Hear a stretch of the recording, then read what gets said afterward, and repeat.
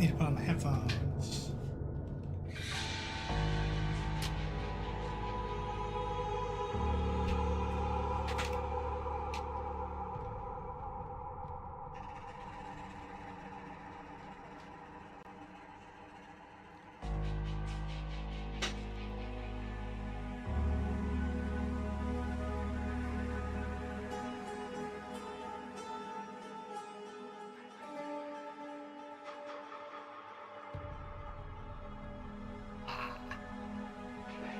All right.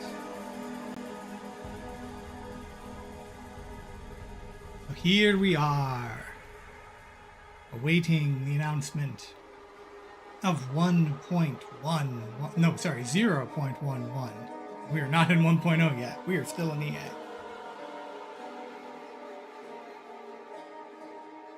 Actually, really quick, I just realized I should get some more water. I'll be right back.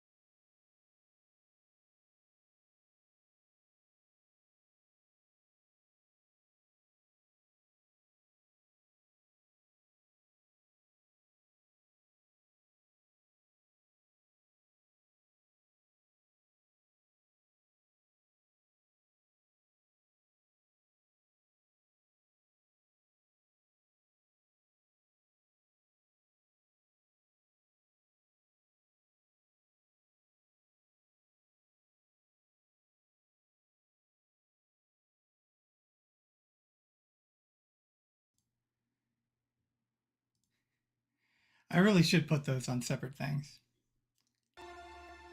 Oh.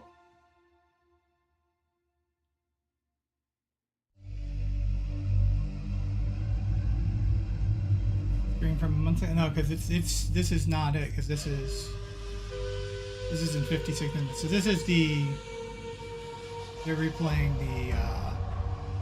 the other stream, the announcement stream. All right, so I am honestly surprised we're doing a stream for this.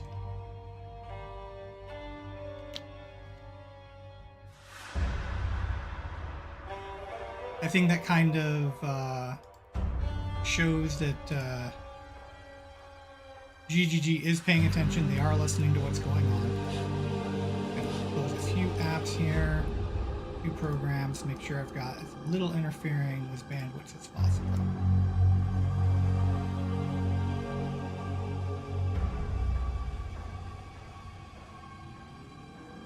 So things have been both going... Oh, hello Crash, thanks for joining me. So things have been going both very, very well as far as numbers, despite some of the threads you might have seen. The kind of numbers we're seeing Path of Exile 2 maintain throughout the holidays and into the new year are really, really good. It's better than any Path of Exile 1 league has ever done. It's better than the average live service does. Like most people, they come into a live service, they try it out for a little bit, and then they leave, and then what'll happen is a live service will level off to a certain player base. And as long as that player base is pretty decent concurrent, like, you know, like for the most part, PoE 1, for example, runs on, I think somewhere, that's the announcement saying, hey, there's a stream going on. Oh, I need to take my meds. I should use that to take my meds. I haven't done that yet. But yeah, so something in my eye. So yeah, so Path of Exile itself runs like between 20 and 40,000 concurrent. So the fact that we're running an average of, I think right now, around like somewhere between 1 and 200,000 concurrent, that's a lot better than most live services. So the numbers for Path of Exile 2 are good. So one of the things I'm expecting we're going to get from this stream is Jonathan's going to come out right away and thank us for our support and how good things have been going. And so it's clear that PoE 2 does have a decent amount of sticking power. But that does not mean it's a good game, and there is a lot of turmoil in the community regarding certain issues with the game, and certain people who I've talked about this in streams in the past. There are people who are very invested in Path of Exile who feel betrayed because for whatever reason, depending on when they came into Path of Exile, and I've seen this from veterans too, who I honestly don't understand how you can be a veteran Path of Exile player and not see what's going on with Path of Exile 2, not have predicted this. But, there are, people invested in Path of Exile are feeling betrayed. They don't feel like this game is for them, and that feels wrong, that feels bad, because they're the ones who have invested in so much time and energy in GGG, and in many cases, they've invested a lot of money in them. So to have a game come out that they feel like isn't for them, it's a raw deal. It's a bad feeling. Nobody wants to feel that way.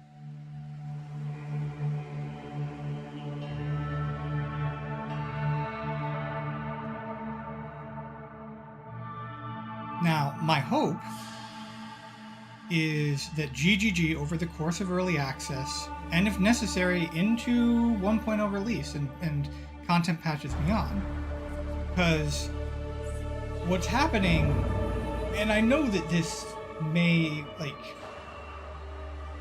I know that this might be frustrating to hear, and this is an opinion, this is all subjective.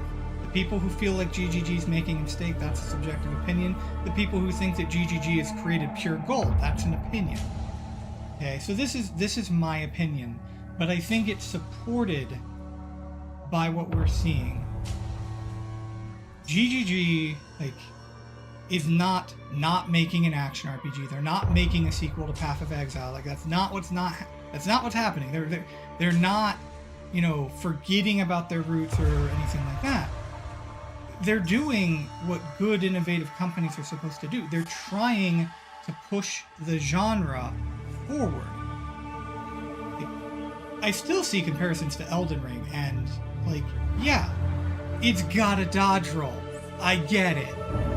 But having a dodge roll doesn't make it Elden Ring. Diablo 3 for console has a dodge roll. Is Diablo 3 console a Souls-like? No, it's not. It is a absolute grind fest and power fantasy. But it's very clear, they did learn from what FromSoft has done with the action RPG genre. They looked at what their competitors have been doing, because you could say Souls-likes are a different kind of game, but they're still action RPGs. They still scratch a lot of the itch that action RPG players have, whether you play Path of Exile. I know they do for me. I play freaking Souls games, and I play Path of Exile, and I play Diablo, and I play Last Epoch. So it's they scratch similar itches. But, obviously, though, the difference is most of us action RPG players, at least those of us who didn't play a ton of Diablo 2 like I did, they're used to a more measured... They're used to a less measured style of combat. They're used to, of course, what often gets referred to as blasting. They're used to blasting through screens and zones and things like that. And that's fun. I like that power fantasy. I want blasting games to exist. I'm very glad that Last Epoch so far seems to scratch that itch for me very well. I personally would have preferred if Diablo 2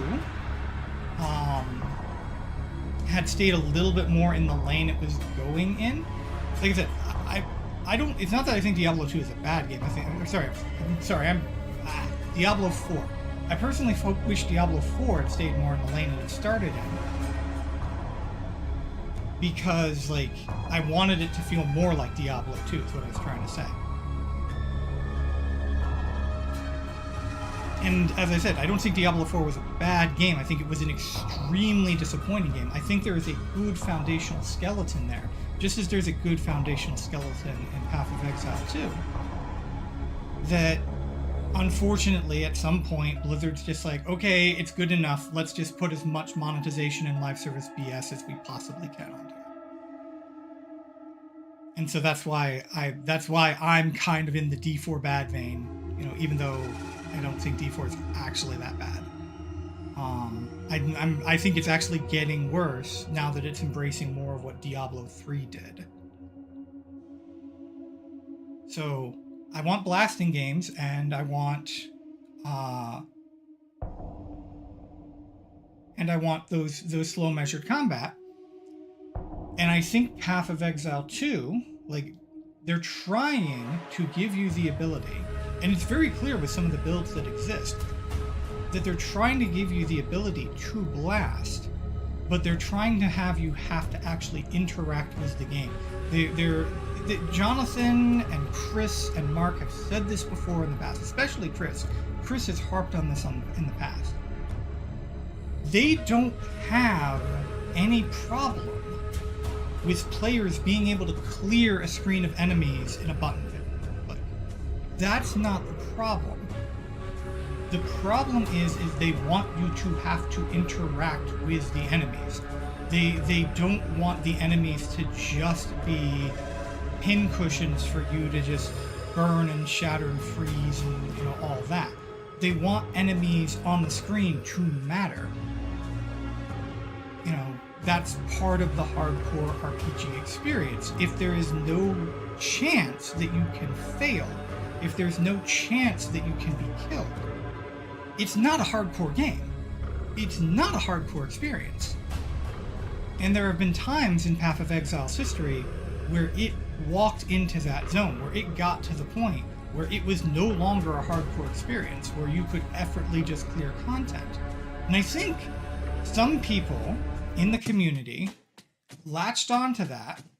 Oh, we got our first ad through the site. Oh, maybe not.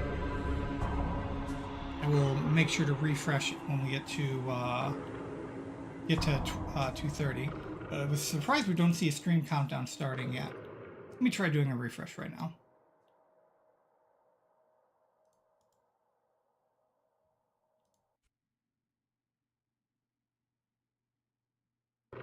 Nope, still not. Okay. Still doing the past stream. So I think there are members of the community who either joined or who really latched onto that blasting style of play, and they want the game to keep blasting. They want to keep having that. Oh, are we getting there? And I think that might be where some of it comes from, or at least they want to be able to get to the blasting sooner. Let's try refresh again. Looks right. My cat's losing her shit in the background because she's not allowed in here right now. We're streaming through dark, but we're looking at just make sure you mute your mic the Tavern second Talk. that we pop it up so that we don't accidentally. Yep. Are they testing? Because we know one of the things they're going to be doing today is we're going to be watching the patch announcement, and then we're going to be, what? I should actually just move this into my main view, so I'm not looking over there. Alrighty. We're watching the patch announcement, and then we're going to be going into an interview on Tavern Talk with Darth Microtransaction, with Dazzy. Reading through the questions one more time. You do the intro, icebreaker. I ask the follow-ups. Then we go back and forth. I'm not sure we're supposed to be watching this. I think that somebody might have messed up a little bit. Released, then we get into the state Like, of. Gazzy, Darf, do you know you're live? Trade, in-game league mechanics, state of maps, Oh, I might check elements, it, Crunch. ascendancies, HP, ES armor, map sizing, checkpoints. They're talking over though, like a lot of the things that, because again, the game's got good bones, but it's got genuine issues. Difficulty. I personally think the campaign, other than some slight pacing issues and a little bit of tuning for some of the bosses, is in really good state. Like, I think the campaign is great. Most of the issues revolve around either balance issues, class balance. All right, I'll say it one last time, just in case this ends up happening for the people that are watching. In 4 minutes, we're going to begin a reveal. The reveal will be a video that will play out revealing everything that is coming. After that, there will be an interview in which we'll be interviewing Jonathan and Mark, the game directors of the game. We have a list of questions, about 70 questions long. I'm following. This is the Path of Exile channel that I'm watching right now. Some of these will not be asked just due to the brevity of the interview. With that being said, all of these questions, except me asking a question about Blight and Druid and Ghazi asking a question about minions, are all taken from the audience. So we are just basically taking questions that the audience wants to see and directly handing them over to the devs at this point. I'll probably like make a statement of that in the intro. Sure. As well, so that gets to the VOD as well. Sure. There will be a VOD of this on YouTube. Obviously, the Twitch VOD will be here too. On Ghazi's YouTube channel, he will publish the video afterwards. It's hosted here, and then it goes to his YouTube VODs.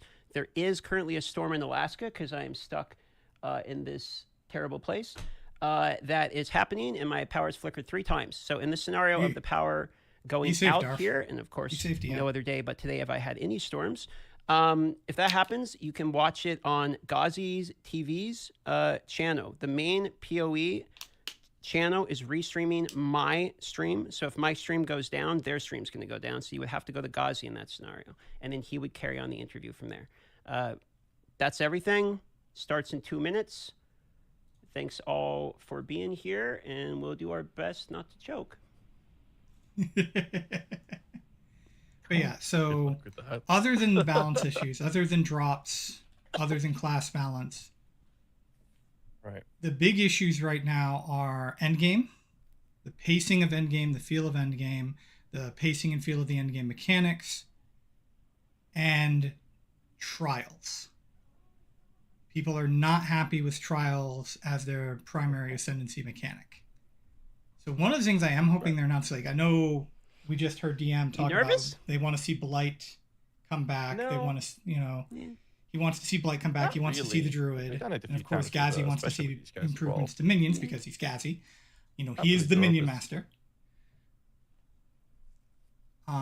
It's always a lot of pressure. I honestly hope making sure that we make sure. I honestly hope that they'll drop the third trial. Yeah. That's what I want to see. I want to see them drop the third trial. Like, not nervous. I also think, but the trials concerned that we're not going to be able should have a tutorial version from the community. So in PoE 1, when you do your first end game bosses for the new current end game boss, the very first time you fight them, you fight a weaker version of them that people refer to as the tutorial version.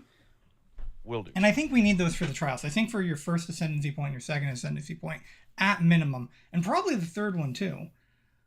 I think we need tutorial versions of the trials to help you get you acclimated, teach you the trial mechanics. Because right now, there's basically nothing teaching you the trial mechanics.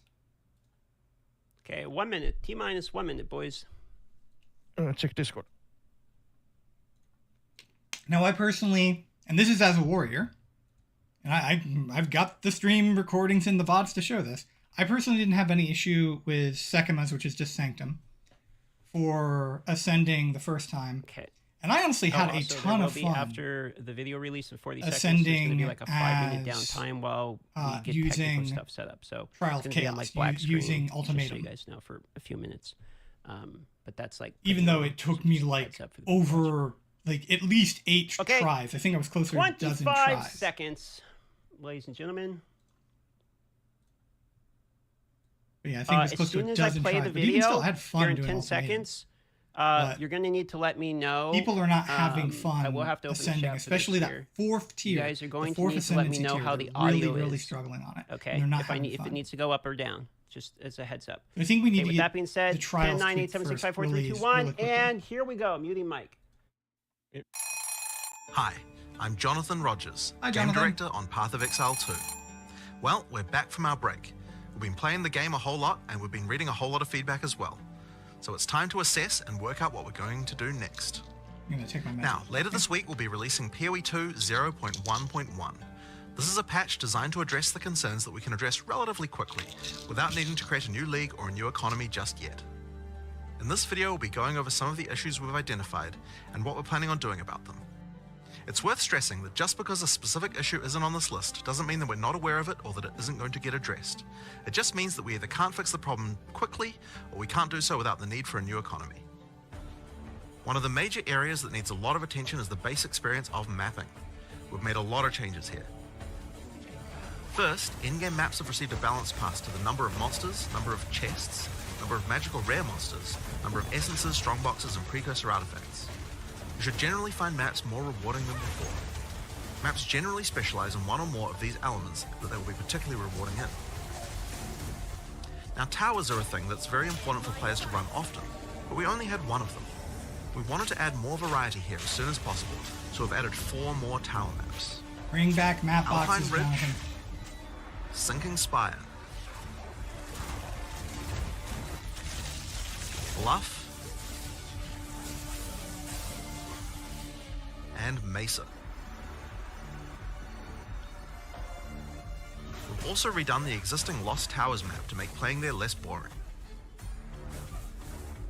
We're now also spawning more maps with bosses. The rate was intended to be 1 in 4 maps, but in reality the rate was much lower due to some maps being unable to spawn bosses.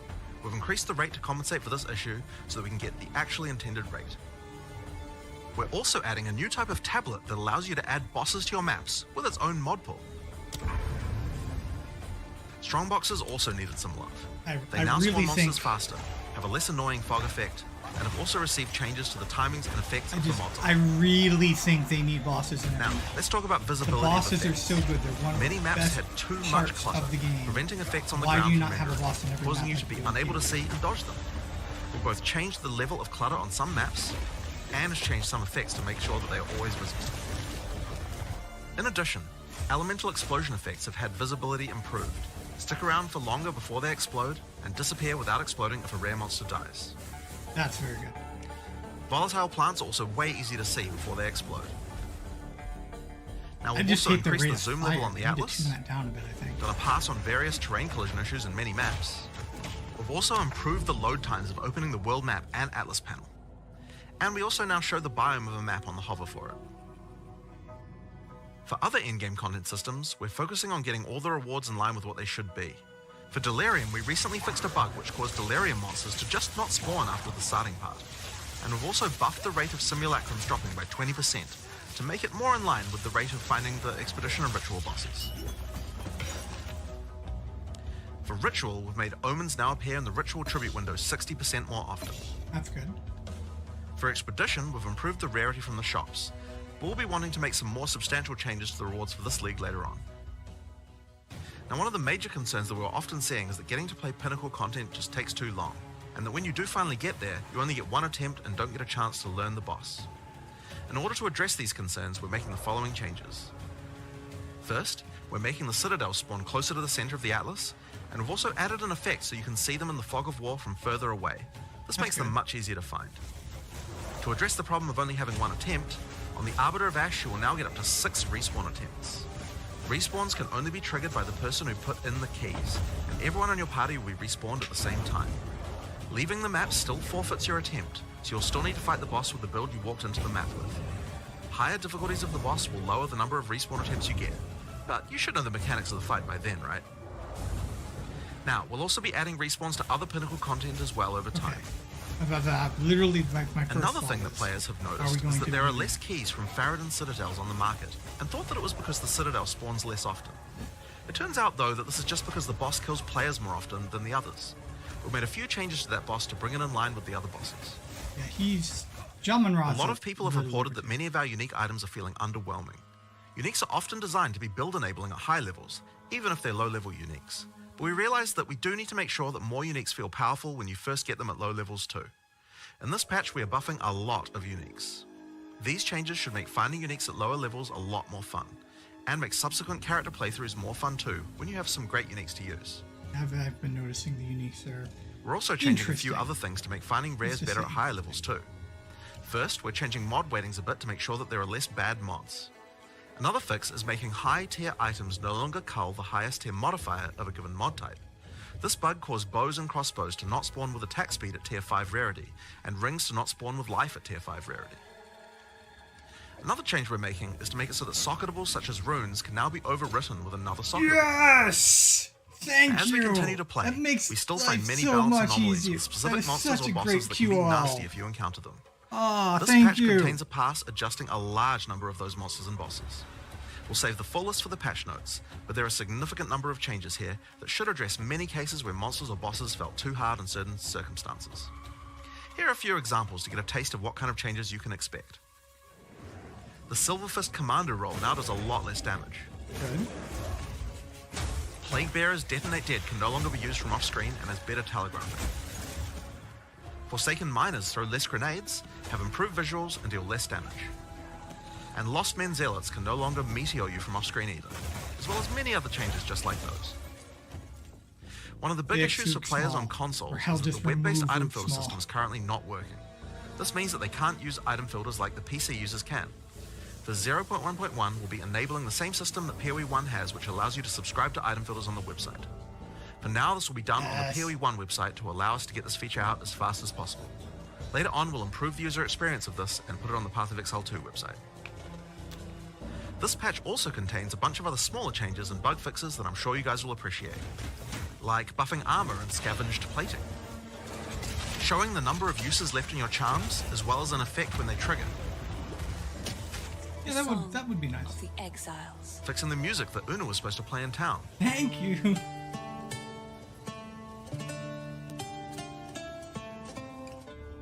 and plenty of other little fixes and improvements throughout the game.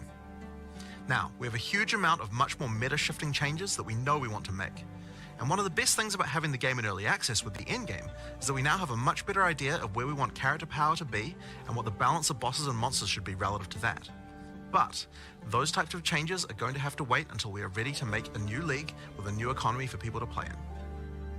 That's still a little while away yet, but in the meantime we'll be continuing to identify things that are causing frustration and try I'm and address guessing them. they won't be doing that. I want to until thank you after guys for February. playing and hope to be doing more of these in the future. Later. All right, so there you have it. Pretty awesome. We are now going to call them, get them ready for the interview. So we're going to go to a screen here that is a be right back type of screen here. You will hear no audio, and it will just be a blank screen for probably 5-10 minutes at the highest. And now we're going to do an interview about what we just saw. So give us one moment here. All right, so it sounds like they're doing fixes. They're trying to improve variety, but it sounds like we're not going to get a lot of balance, other than the fact that maps are going to be more rewarding, or at least the goal is that maps will be more rewarding now. I'm really glad we're getting a lot more interaction with bosses, but I really do think that they made a fundamental error in creating endgame systems that do not have you facing a boss in every map. You face a boss in every map during the campaign. The boss fights are fantastic. Have a boss in every map so we can keep enjoying those boss fights.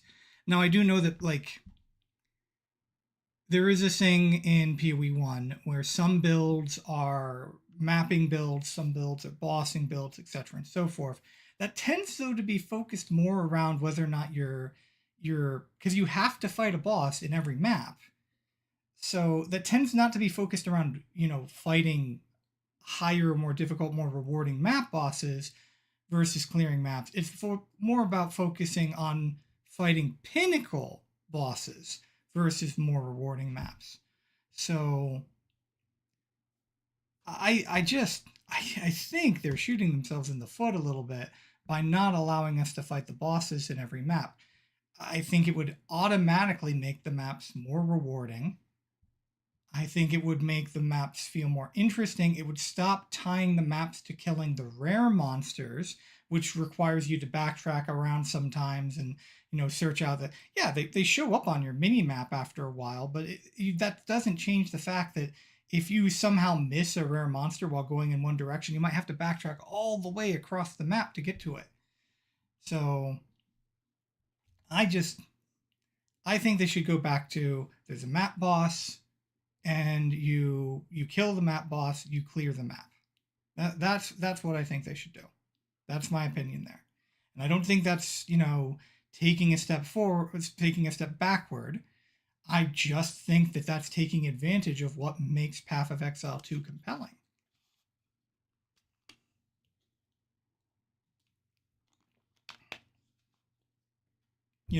Even though I really do agree with them and I want them to push the game forward from Path of Exile 1, not be shackled to Path of Exile 1, I do still think that there are systems in PoE 1 that are just fundamentally really good sound systems. Hello, everybody. So here we are. Let's just real quick, now that we have the audience here, I'm going to have Jonathan one more time say something real quick just to make sure they can hear us well, and we'll get feedback from the chat. Hi, I'm Jonathan Rogers, Game Director on Path of Exile 2. Thanks, sir. Mark? Hi, I'm Mark. Hello, this is me speaking, and I didn't want to say the same thing he said. It's fine, you can. All right, and then lovely co-host Ghazi here. Lovely co-host. Mic check, 1, 2, 3, 1, 2, 3. Excellent. So with that being said, Ghazi, why don't you take it away with the intros? Hi, welcome to Tavern Talk episode. We still have no idea what episode we're on, and we're going to keep up with that trend. We have with us my lovely co-host, Darth Microtransaction, and the lovely two individuals that is basically the OGs at this point. We got Mark and Jonathan from... I'm curious if and when we'll ever see Chris back on the camera. Oh, doing great. I mean, it's really good to get back into things again. We had a good break, yeah, I don't know. It's just nice to be back and actually looking at the problems again, as much as, it can be painful sometimes. But yeah. Also, I know it's New Zealand law, but I still support. Yeah, disconnected for a little bit. Letting Not their too long, devs actually have just a little bit, and now back, which is awesome. But no, it was a long burn last year, so it was good to get a little bit of a break over that Christmas. But yeah, lots to address, lots to change. Excited. And it seems like with the break, you guys still managed to get a lot of changes in from the review video we saw. It's fairly substantial, so that's exciting. I mean, that is for the most part just stuff that we did, last week and this week. The maps, the extra 4 maps, some of those did have some work that was done a little earlier, but for them because we knew we needed more towers and we just didn't get them in. But pretty much all that stuff is just stuff that we're just doing last week and this week. We try to move fairly quickly when we can.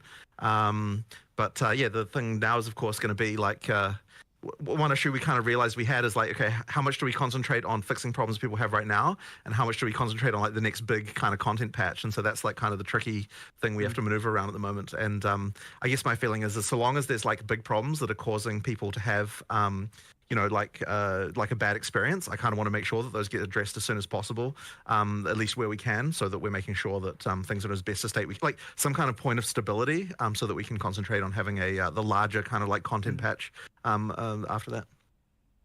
That's great to hear. So for this episode or this interview, or I was whatever not expecting we're going to call it, we've done what we can to make sure that we let the community get their voices heard. So most of the questions we're going to go through is questions collected almost exclusively from the community. We have a couple light, for some reason, questions and some warrior questions from Darth, and we have some minion questions as expected from my side of things. But most of the questions will be taken from the actual community. So I'm just going to kick us off, so don't waste anyone's time. And we're going to start with a question saying, which of the changes that has been showcased was the team most excited to be able to announce? Well, I guess that I'd say that like these changes, obviously, while the players are happy with them, we're not exactly excited about them per se because these are just like fixes to things that are problems, right? So the stuff that we're excited about is the stuff we're not talking about, which is the content that's coming up in the in the larger one that'll have an economy reset and so on. So there's obviously a lot of stuff there, but for this stuff, it's just like really like, okay, what can we do to make sure that people are having a good time? That's kind of the main thing I would say. Yeah, which is exciting in its own. To see how much more we can improve how many people having a good time. So. Yeah. So I mean that's good, but yeah, really, it's like there's no one thing there where we're like, oh yeah, this is the amazing thing. It's like it's all just like, let's make the game not suck. That's kind of our main goal. So one of the changes for in-game maps is the changes to, you mentioned monsters, chests, rare monsters. What impact are you guys hoping that this change specifically is going to have in in-game mapping? Well, I want this. Well, there's a couple things. It is just a general, probably 30% more kind of monsters, items, etc. from inherent maps. You get the thing where now the inherent map is higher value, and thus proportionately the league is less impactful, say Breach, which is obviously in its own universe of craziness right now. But the idea is the base map is more rewarding, and thus adding the extra content is less necessary for, say, map sustain.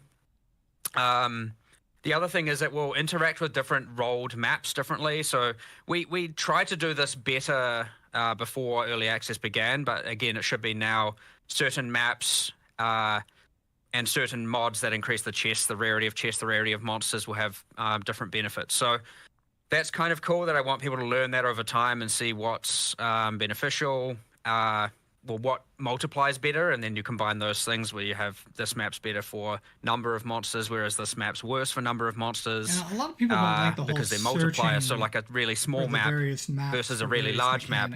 Actually, before they were relatively consistent. Now that large map might have twice as many monsters as that small map, I personally but it has the like same having density a lot of map monsters. So you don't just have big open empty spaces of nothing.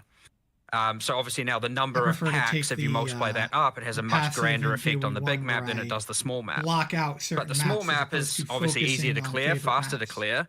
So say if you're optimizing for bossing, you're probably going to try and have be applying more bosses to small maps using the new tablet. Or if you're doing leagues that, more like Breach, you might want smaller maps that way because you're focusing on just farming breaches as opposed to, say, Delirium, or say Expedition that doesn't really care if the map is large or small. So, having those different kind of axes is really interesting, where you are thinking about that as you go. Now, people have to learn that, and that's cool. I actually want people to learn that and kind of post all their details on, like, this map's really good and this map isn't, and we've accounted for layouts, how fast they are to clear, all of that stuff. So certain maps that were more tedious to clear now have pretty drastic advantages on at least one or two different axes.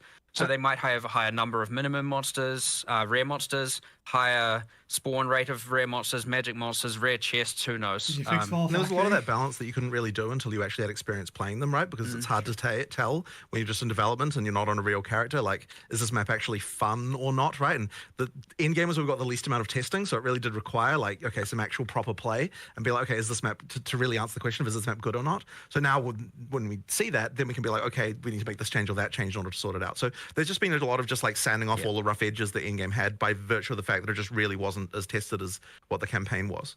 Go on. That all being said, I'd say one thing it has introduced is it has added more bad luck or mistake protection to some degree, because if you would like fully juice a really small bad map, that minimum of bad is now much higher. And so, like, you all of a sudden now have invested all this wealth into this bad map. You've run it, and you're like, I didn't get anything back from it. So the minimum is certainly now much better, which should hopefully protect a lot of people who are falling out of map sustain. Whereas, like, a lot of the good players who are a bit more observant, a bit more familiar with PoE 1 were just, like, happily sustaining maps. And so, yeah, you had these two ends of spectrum, and hopefully we've raised the minimum now with these changes. So 2 follow-up questions. Since this was a question for later, but since we're talking about bad maps in particular, something you mentioned here. What is your guys' opinion on the current state of maps in the game? Not so much from a monster point of view, but of a layout of maps. So there are some maps people don't like as much. There are ones people really do like as much. Is your opinion that you need maps, for instance, like Mire, Augury, Vow Factory? These are some of the least favorable maps. Do you think you need maps like this in the game in order to more appreciate the more common ones people enjoy? Or what's your stance currently on the map? Yeah, I've never been particularly amount of like variety the idea that are in the game put that way. Oh no, it's just. I guess ideally, like if so, I mean, there have been a few adjustments to things like that. Probably not. Like we're not necessarily going to take every map people find annoying and change it like so that people don't in that way. But certainly there should be balance changes to make it so that they feel at least worthwhile, even if they do have some more annoying layout or something like that. So I mean, I assume you feel the same way about that. There's some standout things. Like obviously you shouldn't have the levers that you just can't dodge roll out of and you just die, or the levers are just spawning burning ground on them, right? Obviously this stuff is just objectively wrong and objectively bad, and that will be fixed. But a lot of that contributes to like, this is the worst map because you'll go pull a lever and die while doing so. And then there's the ones that, yes, are just like, inherently worse layouts, especially for certain builds. But then again, now using this other thing where it's like, actually, well, those maps may now spawn the most amount of rare monsters or the most magic monsters or just the most amount of monsters.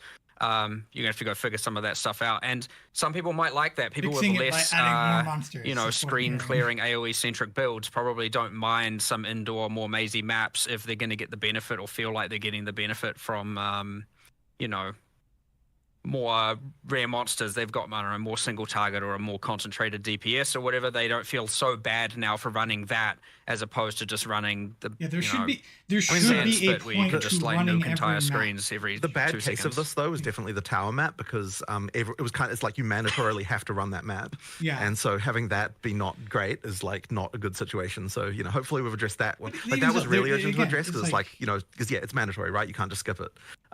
So that one. I can understand certain maps being annoying. Yeah, turns out it's maybe not a good thing where you have to approach a room full of monsters that you don't know what they are and they're super dangerous and you can't see them and it's a narrow bottleneck and you have to run in and just die.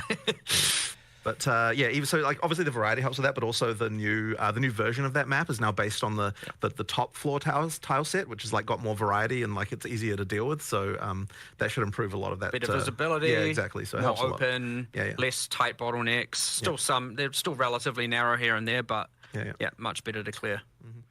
So one more follow-up here, and I'll pass it off to Ghazi. In the reveal, you mentioned that the boss maps, for instance, were supposed to be more common than they actually were. And so this comes to a very common question about Waystone's sustain. So what was your opinion on the state that previously was with Waystone's sustain, as well as do you believe this impact of additional bosses are obviously going to impact Waystone's sustain? So you think this is going to help alleviate some of the feedback we've seen related to there?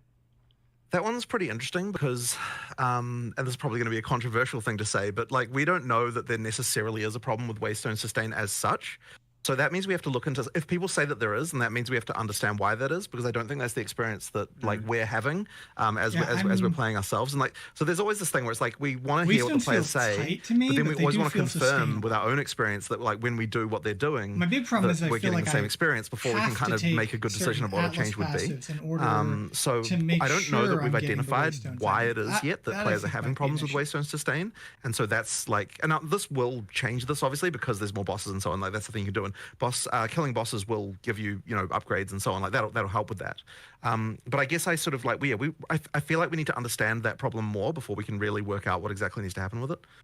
There's certainly more to learn there, but as I said before, the minimum's now higher for sure. Right. So it can be just people running into bad specific maps that like have specific problems that someone who's. I suspect it's also just a lot of people struggling with the difficulty in dying, and like it's obviously very different if you're dying even in 30% of your maps, 20% of your maps. I mean, even 10% of your maps. It can make that difference. I've had one death. So there's definitely 100% more to look into there. But like, I personally, I went to from tier 1 to tier 15 maps and 32, a total of 32 maps, and I've sustained since. The fact I and then you see the things where people are talking about map sustain. I'm like, okay, am I in a different universe? And the answer is probably in a different universe. The answer is probably yes, I am in a different universe. But from a purely anecdotal standpoint of my own, I try and I'm going to see how it is for myself. And I'm somewhere else. We need to look more into this somewhere. So we have other people at the office as well, of course, and you get their anecdotal experience. But we need to look at this from a much broader perspective. But either way, what we've just put forward is an improvement to all of that. Higher maximum, sure, higher minimum, and a bit more safety for bad luck. But what it doesn't really account for right now is safety for people dying and, failing 50% of their maps or N% of their maps. There is a slightly more subtle thing going on, I think, which it's kind of unfortunate how this turned out. But effectively, because you can power through the map tiers really fast, it means that you don't get a chance to find the gear that you would otherwise have as you went through those tiers. And that means that effectively when you do, like, you might be playing higher tier maps than what you really should be playing for the amount of wealth that you found. And that means that your map sustain is bad because you're dying more often because you're kind of playing higher tier content. And that is on us because we need to adjust that so that you you only start effectively in order to progress up the tiers, it needs to be more that we need to sort of gear check you more as you go up a little bit to make sure that you've got the gear you need before you're going up the tiers. But this is going to be a really subtle and tricky thing to get exactly right. There's quite a lot to that, and that's kind of more of a thing that we can sort of look at over a bit of a longer period of time because it's going to require some adjustments. But yeah, that's just sort of another one. But there's quite a lot of implications to all of that, and I don't know that we're quite ready to understand exactly what would need to happen for that to happen. But that is kind of one of the issues that we're seeing is just effectively people playing content that's harder than what we would hope they would be playing for the gear that they have, which then causes the deaths, which causes the sustain to be bad. So that's kind of that issue there. Thanks for the detailed answer. I'll throw it off to Ghazi for the next questioner. Yeah, next in line, we're actually going to circle back to what you mentioned, Mark, regarding Expedition, not caring about the layout and whatnot, but you also mentioned, I believe it was in the video, right? You mentioned more substantial changes to Expedition coming later. So the question is, do you have any particular examples of these things you're hoping to accomplish with this mechanic? Yeah, I can't really say what it is, but what I can say is it is intended that every league... My guess is they're going to, because we know we're going to without be promising in it, because we're allowed to make exceptions. My guess is there's some story. It is kind of intended that every league provides some sort of access of character or crafting power that is abnormal, and so different that you can't get anywhere different. else. Mostly character power here. So aside from the unique items, obviously they can or sometimes don't provide character power that can be attained elsewhere. This is more about something else that's similar to, say, the instilling your amulet with a notable, it's something that only that provides. It gives you more power than you would have had if you had never done it. And so ideally, every league would kind of do something like that, or provide a crafting avenue that would then give you something like that, or give you more power in general. But yeah, we just kind of have the vendor mechanic where you can do some crafts, and none of those crafts are abnormal. They're not adding extra benefits or mods or anything outside of that. So yeah, we have intention to add something to that, and probably to a lot more of them over time. And as you get new ones that each obviously have this thing in mind, where we're trying to say, how can we make characters feel a little bit more powerful by engaging in that content? But yeah, Expedition just didn't quite get it when we ported it over. We discussed heaps of things, like we could add some more ROG crafts, so to speak, now that, even though it's now 3 out of 4 of them crafts. It definitely needs something else, for sure. It just needs something cool, something better, and something not rushed. Which is we're in a position where we're going to rush something, and it's like, hold on, let's not do that. Let's get it right and do it a bit later. Fair. I like that take. Another question we have is regarding the Arbiter of Ash now having 6 resurrection or revive attempts, right? Haven't done pinnacles, so I can't have a lot other of stuff attempts to say there. or adding other attempts to other pinnacles over time. Yeah. I guess the question comes down to why wait with adding extra attempts? Ultimately, the reason is just time. So it might even be that in the patch that we do deliver, that some of those other ones are already done. It's just that because the video had to be made last week, and we were like, are we gonna we knew we would get time to sort out the Arbiter, and we were like, we don't know if we're gonna get time to do the others, so we'll just promise that one, and then if the others come, then that's just a bonus. But effectively, there's a little bit of trickiness around each one to just work out all the states of everything.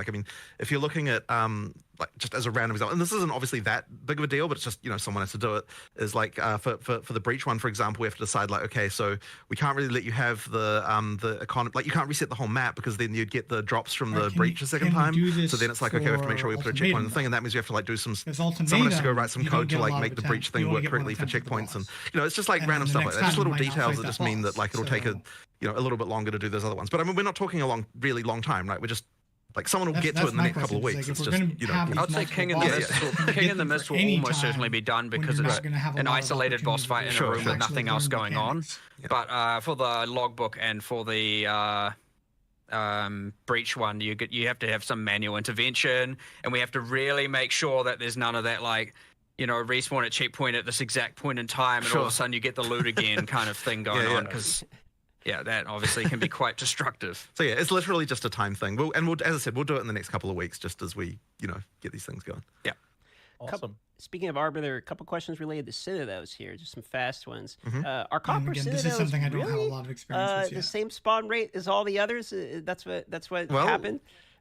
I mean, we generated a bunch of Atlas state and checked that they were equivalent. I mean, I don't know what to so we really were not intending to make a Monopoly game, McDonald's Monopoly game style thing here. It really was intended to be equal. So yeah, as far as we could tell, it was just the just that the boss had that exploding minion thing that like was the damage just busted on that? Nah, well, maybe, but I can say all of his little attached zombies, like during the phase 1 of the fight, they, when he summons the sandstorm and you get protected, and you have the zombies coming at you, they blow up after they die.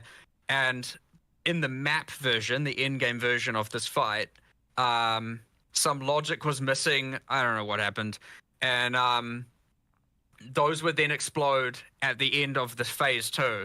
So you're like, oh, I killed him. You run in to get your loot, and 8 zombies just explode and insta-kill you. And so what you found is a whole bunch of people were just straight up like succeeding at the fight and then just dying straight afterwards. So that accounted for some portion of it. And then he was just harder. Certainly the death rate, even excluding the one-shotting zombies, was just much, much higher than the other two. But yeah, we have now a cheat that generates or simulates generating like, I think it's 1 billion different blocks and calculates how many of every map spawned and everything like that, just to test this specific Citadel case. And yeah, everything we could find generates exactly the correct amount of the 3 things. So speaking the 3 Citadels. Speaking of spawning Citadels, did you guys happen to catch any of the conspiracy theories related to, corpses pointing in directions, etc.? It was so ridiculous. To be fair, this is stuff People that's been Path come of up Exile. with crazy things. I don't know. All right. I could tell you. I see. The thing is, I'm tempted to actually do something weird like that now, just to just to bait the conspiracies. But no, there was nothing. There was nothing weird going on there. It's just RNG. Like you have to. I did catch it's in just the video. RNG. That's all it is. It said closer to the cinders, so there is something to being farther away from your spawn point. So but basically all that is literally just that there where you start, there's just a radius you have to get to before they start spawning. But after that point, it's just they just spawn the same rate. RNG. And we just moved it closer just because since you can't really tell like where the that's like not obvious, right? And the main thing we want to do there is just not have a Citadel spawn like right next to where you start, because that'd be ridiculous. Effectively we just shrunk that down a bit because it was a little bit large. And then the other thing as well is that now that you can see them in the fog, it actually makes them so much easier to find. We actually intended, we were like, oh yeah, we're going to totally buff the number of these that there are. But after we made the change to seeing them in the fog, it was immediately like, oh shit, there's actually tons of these everywhere. We just weren't seeing them before. Seeing them makes a big difference. Okay, so moving on, off the topic of Arbiter instead of those here. It mentioned in the video less bad mods on mobs. Can we get some more detail? Sorry, it wasn't mobs. I think because it was in the item section, and maybe you misheard that slightly, but the bad mods thing was talking about items. So effectively, there's some stuff going on here. So effectively what we did, because a lot of people were talking about issues with higher tier rares as you get to harder content. And effectively, when we sort of looked into this, we sort of worked out like there were some anomalies around like what happens when mods get cut out on the lower levels, just based on kind of like somewhat random things about like how many top tier mods there are of certain types and things like that. So what we've done is it's not like huge changes, but we've kind of effectively done things like I think accuracy went down a little bit, and there was like I can't remember the other changes. Accuracy went down, life on kill, mana on kill on weapons at least, and then attributes on hybrid gear. Yeah, that's right. Yeah, the hybrid gear attributes, and then there was also the bug where effectively high tier rares weren't getting the ability to generate top T1 mods of certain types, which I don't think was actually necessarily as big of a deal as what people might have assumed, but because it wouldn't have affected that many items, but we have fixed it. So, for example, it was just impossible on a T5 bow to ever get attack speed. Once it was a certain item level. Once it was a certain item level. So yeah, but you couldn't even get T5 realistically except from high level stuff, right? You still could occasionally, but whatever. Yeah, the point is, like, there was a few things like that that were going on, and we effectively system just adjusted that stuff, and it should result in generally better rares when you're talking about like high end, like high tier stuff. Tier 2, tier 3, tier 4, tier 5. So we'll just sort of see how that works out. The adjustments are not like mega, but they are there, and they should sort of improve things, I think, a little bit. Their mod tables are different. And just for clarity's sake, for the viewers, when you say top tier, like tier 1, you actually mean like tier 12 or whatever the top tier is, right? Because tier 1 technically is the worst. Sorry, yeah, it's so annoying that we have like tiers going in reverse directions in different contexts. Like, but yes, what I mean is whatever the top tier of that mod is. In some cases, it was getting cut out. In fact, I'm worried that even in the article that we're going to say that's actually incorrect. So I just need to fix that because I think in the article that we posted, it says T1 item affixes, which is actually backwards. So I need to go and fix that after we've done this. We also need to make this consistent everywhere and sort the tiered situation out. Yeah, I do have a follow-up on that. Yeah, it is sometimes very frustrating dropping something that has a high tier, but I don't know if that is the highest tier. Would it be possible? Like, is there something you guys are considering adding? I think we are adding a thing that displays on the mod if it is the best tier relatively soon. But again, we need to also just figure out a little bit more around this because we've got this whole T1 versus tells you what tier. The reason why there is resistance to having T1 mean the top one is because then if we add another one later, it changes what all the tiers are, and there was sort of some discomfort around that. But then maybe it's still better to just do that anyway. I don't know. That was the original thinking behind that, but whatever. It might be less confusing if T1 meant no, because the other thing as well is that map tiers are like the T1 is the bottom one again, and you certainly wouldn't want to reverse that. That would be weird. So yeah, I don't know. Trial tiers. Trial tiers are tier 1 is the lowest tier. This is just a random small topic, but just one of those things. Understood. Yeah. Speaking of items and quality, one of the most requested additions, item filters, coming to console. So I'm sure many people are very excited about that. This is just great quality of life. I only play for console can we with my expect niece. more quality of life things coming to console? I mostly play on PC, but I have been testing the controller a lot on PC. UI size, etc. Do you have any plans related to quality of life improvements for console? Yeah, I mean, we certainly need to do more there. I mean, I don't have any specific things to announce there, but effectively we need to make sure that that experience is good. And one thing that I know, this isn't actually technically a console thing, but another thing that we will be doing for people who use controller soon is like the ability to fast swap between controller and the PC UI. Yes, please. Just by immediately in game, because that's something I believe there was even an implementation of that. It was just a little bit too dodgy to release on early access start. So we just need to get that sorted and then tested and so that'll be another one. But in terms of just general console stuff, I mean, look, there's just more we can do, right? And Melee does feel pretty good. We've got our guys on console; they'll be looking into these things and just making changes. The text size one, I do think needs some addressing. It's a little bit tricky because there's kind of a lot of things all through the game that need like futzing around with. So that I definitely appreciate that, and like part of that is literally because when we're in this is kind of bad, but it's like in the studio, we literally have like a big screen and the couch that's near it is like relatively close. It's like an actual real world scenario. People often sit a bit further away, and we probably should have been thinking about that. Things like that just need some addressing. UI's itty bitty. Fair enough. Need to fix that. Putting aside bugs and tuning that is expected for early access state, was a question that I was asking about what are the players' feedback that surprised you guys the most?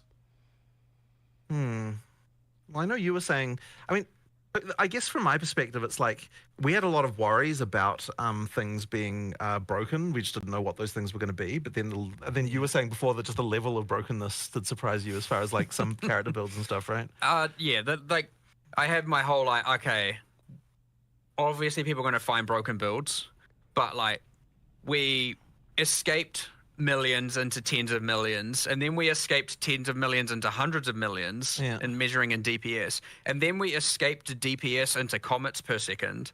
And then like you got to this point where I was like, okay, we're just off the reservation here in terms of just, you know, when you 1 week in and someone's like, here's my 450 million DPS build that hits the pinnacle boss for 141 million damage in one shots in the 3-player party, and I'm like, well, where are we? Like, what happened? The thing that I found a little bit sad, and I guess we should have just expected this, is that like I sort of expected that the first few times people playing the pinnacle boss, that would kind of be a normal fight. But in reality, the first few times people played the pinnacle boss was just completely like a disaster because like they just had some build that was because to get to the pinnacle boss the fastest, you also had to have like a ridiculously broken thing going on, and so you just ended up with just like like you don't even get to see the mechanics, and it was just like that was a bit sad to me. Well, hopefully with more lives, people will actually be giving it a shot instead of just selling it off to those people who do one-shot it. But we'll see how that goes. But the tricky thing about this has just been that, like, okay, so we do generally want to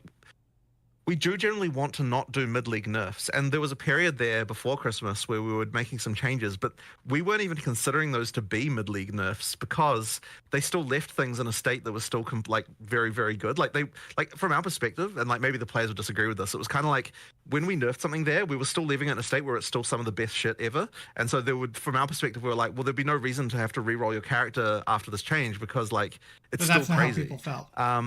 So we didn't even really consider those to be mid-league nerfs in the same way. But they were actually angry they couldn't, or they didn't have enough gold. Obviously, there's going to have to be some changes because, like, you know, there are just certain things that are just completely ridiculous. But one thing we've got now, and I kind of mentioned it in the video, is that like we actually have an understanding now of like what a character should look like.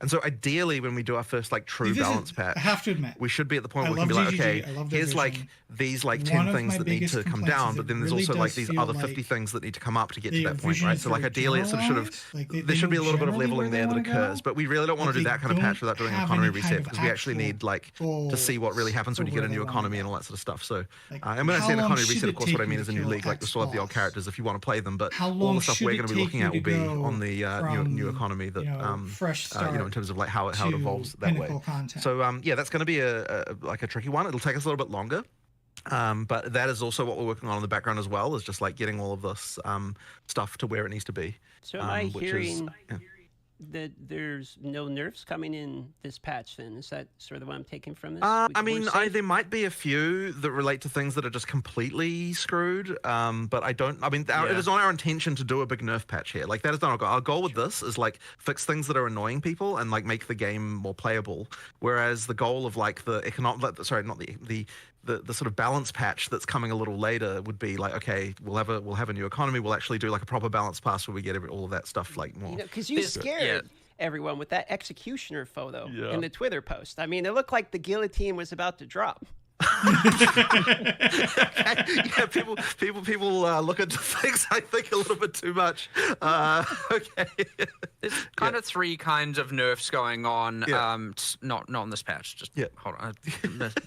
I do want to follow up though with the comment on the balance patch coming later, and you want to combine that with a economy reset. So is that you saying that there will be economy resets during early access on a regular basis? So there won't be. They'll be in a new league, so you still get to keep your old characters. But effectively, absolutely during early access there'll be. We knew we were going to have like the EA leagues. What I don't want to say is like whether or not the league as. So when I use the word league, people sort of assume that means there's like a league mechanic that comes along with it, and we might do that or we might not. We kind of need to work out what's going on there. But it'll be a new league in the sense that it's a new economy that people can play through, and we'll be introducing a significant stuff that would want people to make people replay as well as doing all the balance stuff and all that sort of stuff. But effectively, we need to do that because if you can't really just make changes to balance like significant ones without screwing people's characters over, obviously. So you need to have some kind of thing like that in order to be able to do that.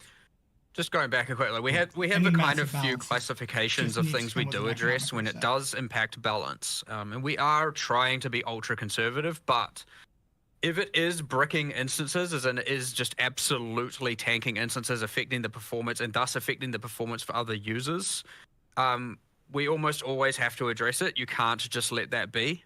Mm-hmm. Now we obviously try and reduce the impact on the server, generally because of some sort of infinite loop or anything of the sort like that, or you know, something happening per frame that shouldn't happen, and all of a sudden now Like if you're getting the server frame rate to be like 1 FPS, then that is not right? Yeah. Like we have to actually sort that. So that is something that we will do a mid-league nerf to address. But ideally in such a way where it still leaves the builds perfectly viable. Yeah. It's just that it's no longer completely destroying what's going on. The other things where it does nerf and has an impact is, of course, when there is simply something clearly not working intended. So, like an example of that, which I won't try and pronounce, but the shield that increases effect of your socketed runes and soul cores, and that was just obviously applying to all of them, not the one socketed in itself. That is obviously a nerf. It was never meant to work that way. I don't think that really surprises anyone when that gets changed. It's very clearly not working as intended. So those two we're generally just going to pull the trigger on almost always. Right. We're still thinking like, okay, especially in the performance case, that's like blatantly, our fault, and there is economy there, and then obviously there are people who are going to lose their character builds because of it. Maybe, hopefully not. We try and obviously bring down the frequency or the infinite loop element or the per frame while also buffing the damage, and then we make a note of it to like reassess this later when there's a new economy, and we'll come back and reassess that. But often protecting the instances, protecting the server performance for other users, and obviously fixing bugs are, something we're going to do. And so that can have an impact. But just like at this point, preferably for all the other main nerfs where you're just blatantly nerfing someone's build or nerfing a build, we're trying to currently push that towards the, economy/league reset kind of point. Mm-hmm. Yeah. All right. It's a very extensive answer. I appreciate that. That's one of the things that makes this very fun for us to do. We ask a question, then we just lean back and let you guys do your thing. I love it. We are going to circle back to what you mentioned as well earlier, Mark. You said coming back to reassess a decision that's been made. And the topic we're going to open up is the two-step verification security for accounts with certain things that's happened recently. Some hacking reports. So the real question that we come down to with everything that's going down is, FA I guess the first one is, was there a data breach at GGG? All right. And following that up with, are you going to reassess the decision of two-step verification? All right. So this is unfortunately really sucks, and I was really hoping we'd get a post about this before we did this interview, but unfortunately we haven't quite finished assessing yet. So there has been a situation where someone got access to an admin account on our website. And we now understand how that happened. And we also understand, we don't fully understand the scope of everything that occurred here, but we're sort of in the process of like looking at logs and so on. And there was a few really shitty things that occurred here that I'm very unhappy about. So the first one, just to say this, is that the thing that happened here was actually kind of the same thing that happened a while ago when through a Steam, effectively a Steam account was compromised through Steam support. So effectively what happened is one of our administrator accounts had a Steam account associated with it. And this was a Steam account that the person who had it attached didn't really kind of know. I mean, obviously they could have checked, but like they didn't really consider the fact that this was like this old Steam account that they don't even use anymore was attached to their admin account. And so effectively what happened was that got compromised through Steam support. So I don't know like all the details exactly what happens there, but effectively what happens is that like they are able to somehow provide like details that they managed to find on someone, like the last 4 digits of their credit card information or whatever, they get through some other kind of means, and then they provide enough information to Steam support where they're able to get Steam to change the credentials on the account, which happened without us noticing, because once again this was an account that this person doesn't log into, so there was no they didn't realize that this has occurred. And then another thing. This was compounded by the fact, and this one was really, really crap, that whenever a customer support person makes a change to an account, they there's like an audit log, right, of like all the actions, like the events that they've done. And this effectively means that like when we investigate like, hey, what's happening with this account that got compromised, like we obviously look at the events and see like, hey, was there anything, like what happened here, right? Did someone change a password? Did something going on with that?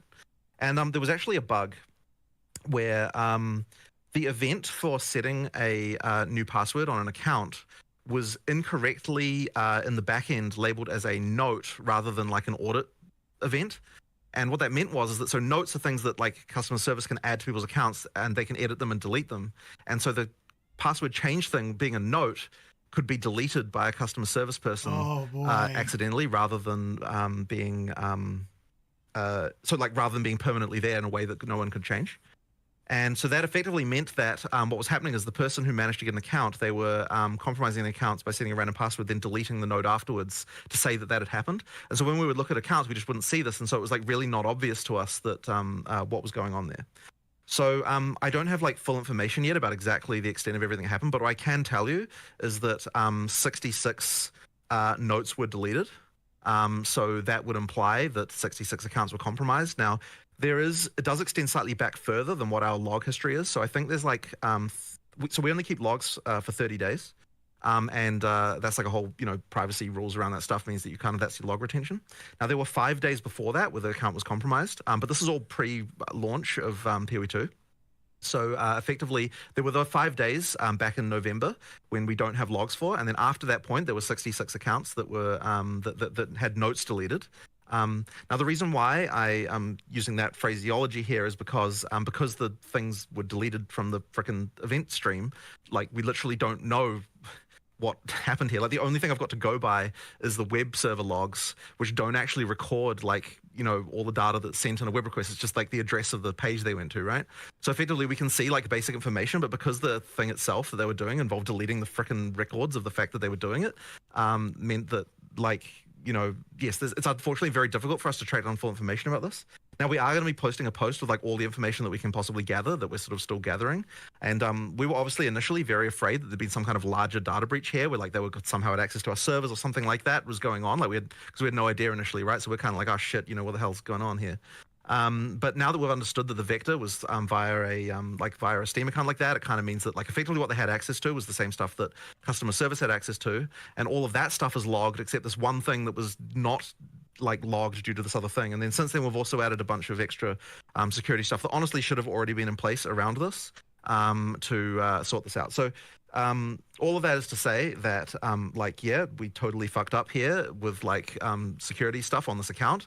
We're certainly not going to have any Steam accounts linked to, we're going to audit, make sure that there's no Steam accounts linked to any customer service admin accounts any longer. Like that certainly needs to not happen if there's going to be this kind of attack vector. As well as we've added a few other measures that, to just make sure that this sort of shit doesn't happen again. All of that really, really sucks. And especially because, as I said, just due to the fact that the stuff about it is deleted, we can't easily find out what even frickin' happened.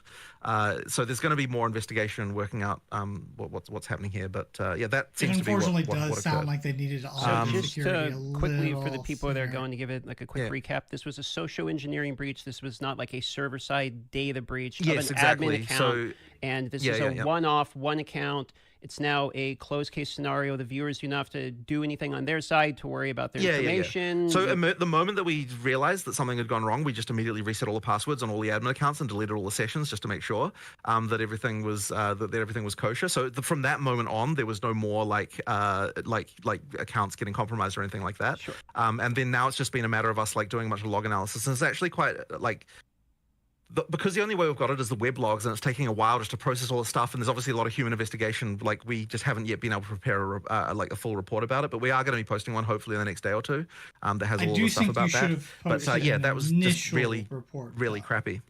So then going back to the actual question about two-factor authentication, and I think it probably should have been done. In this particular case, it wouldn't have actually helped because it was compromised through our freaking support interface, right? Except for that, probably it would have helped in the sense that if we had added if there was two-factor auth, presumably the bug about where it didn't get logged when someone changed it wouldn't have applied to that because it's a new thing that they wouldn't have had the same bug for. So I suppose it would have helped in that sense. But that's the thing with that. So then talking about two-factor auth. So first of all, I'm completely not against two-factor auth in any regard. The only issue with it is that it's easy to implement two-factor auth. What is hard to implement is all the policy around how to recover when people inevitably lose their second factor. And so that's the kind of tricky part to actually deal with. It's kind of one of those things where we will do it, but we're just not quite prepared yet to be able to do it with all the customer support stuff we would have to do. Again, and it's kind of one of those annoyingly deep holes of a small studio. Someone loses their password, what do you do to verify it? The two-factor auth thing, what do you do to verify this? And it's okay, so now you start to have to worry about what personal information can they give you, and then now it's storing personal information, and then what's the GDPR implications of that? And there's just it's just a whole rabbit hole of just random policy stuff that all kind of comes around to that stuff. Effectively, What I will tell you is that we're immediately going to add two-factor auth to all of our support accounts. You can bet on that. And that is not a problem. That is not a problem for us to do there, because the policy around that is like, well, you just like walk in person to the frickin' guy. If you lose it, then you can physically deal with that, right? So that one is how we sort it out. But as I said, we will get to it, and it is a serious thing. We definitely want to have this. It's just a question of just getting it done, really, like all the policy stuff around it and all of the like. Yeah, just as I said, it's all support nightmare around how to deal with it. Well, I appreciate the extremely vocal transparency about what's going on. I'm sure lots of people my only criticism well. We won't grill you about really it. Should have had something posted appreciate that information. We'll move on here to a little bit more fun topic, which is upcoming content for the game. So we've been asked, one of the most common questions we've had here is things like roadmap for cadence of releases. You know, you guys originally stated 6 to 12 months for full release, which begs the question, how many leagues between? There's 6 classes. So if it's 6 months, it's 1 class a month. You know where I'm going with this. So, can we expect any information in terms of the cadence of releases, upcoming things like weapons classes, skill gems, etc.? Right. So the cadence we want to hit is sort of something similar to the kind of league cadence that we've done before for PoE 1. So like that's like, I think that it works. Things work the best when you've kind of got like like releases that are fairly large, that like have a significant amount of stuff in them to actually bring people back and play and so on. Now again. So you can kind of expect a similar thing like that. For the actual like what is going to be in each release, obviously I'm not going to talk about that because we'll save that for the live stream and all that sort of stuff. But effectively, yeah, I mean like that's kind of what you can expect. That being said, there's also a thing where like so we want to be able to do the balance patch addressing the balance issues that we've talked about as soon as we can. But in order to do a patch like that, you need to have enough content in it to be able to make sure that people actually come back and play it and that sort of thing as well. Like you need to be able to make enough changes and like add enough content that it's actually exciting. So we're going to work towards getting a like a PoE 2 sort of new league with new content in it basically as soon as we possibly can. So we're like I can't exactly say a date or anything, but like we're gonna rush for it, right? Like we're gonna really try and do it because we want to get to that point of stability of the balance that we're sort of happier with as soon as we can as well.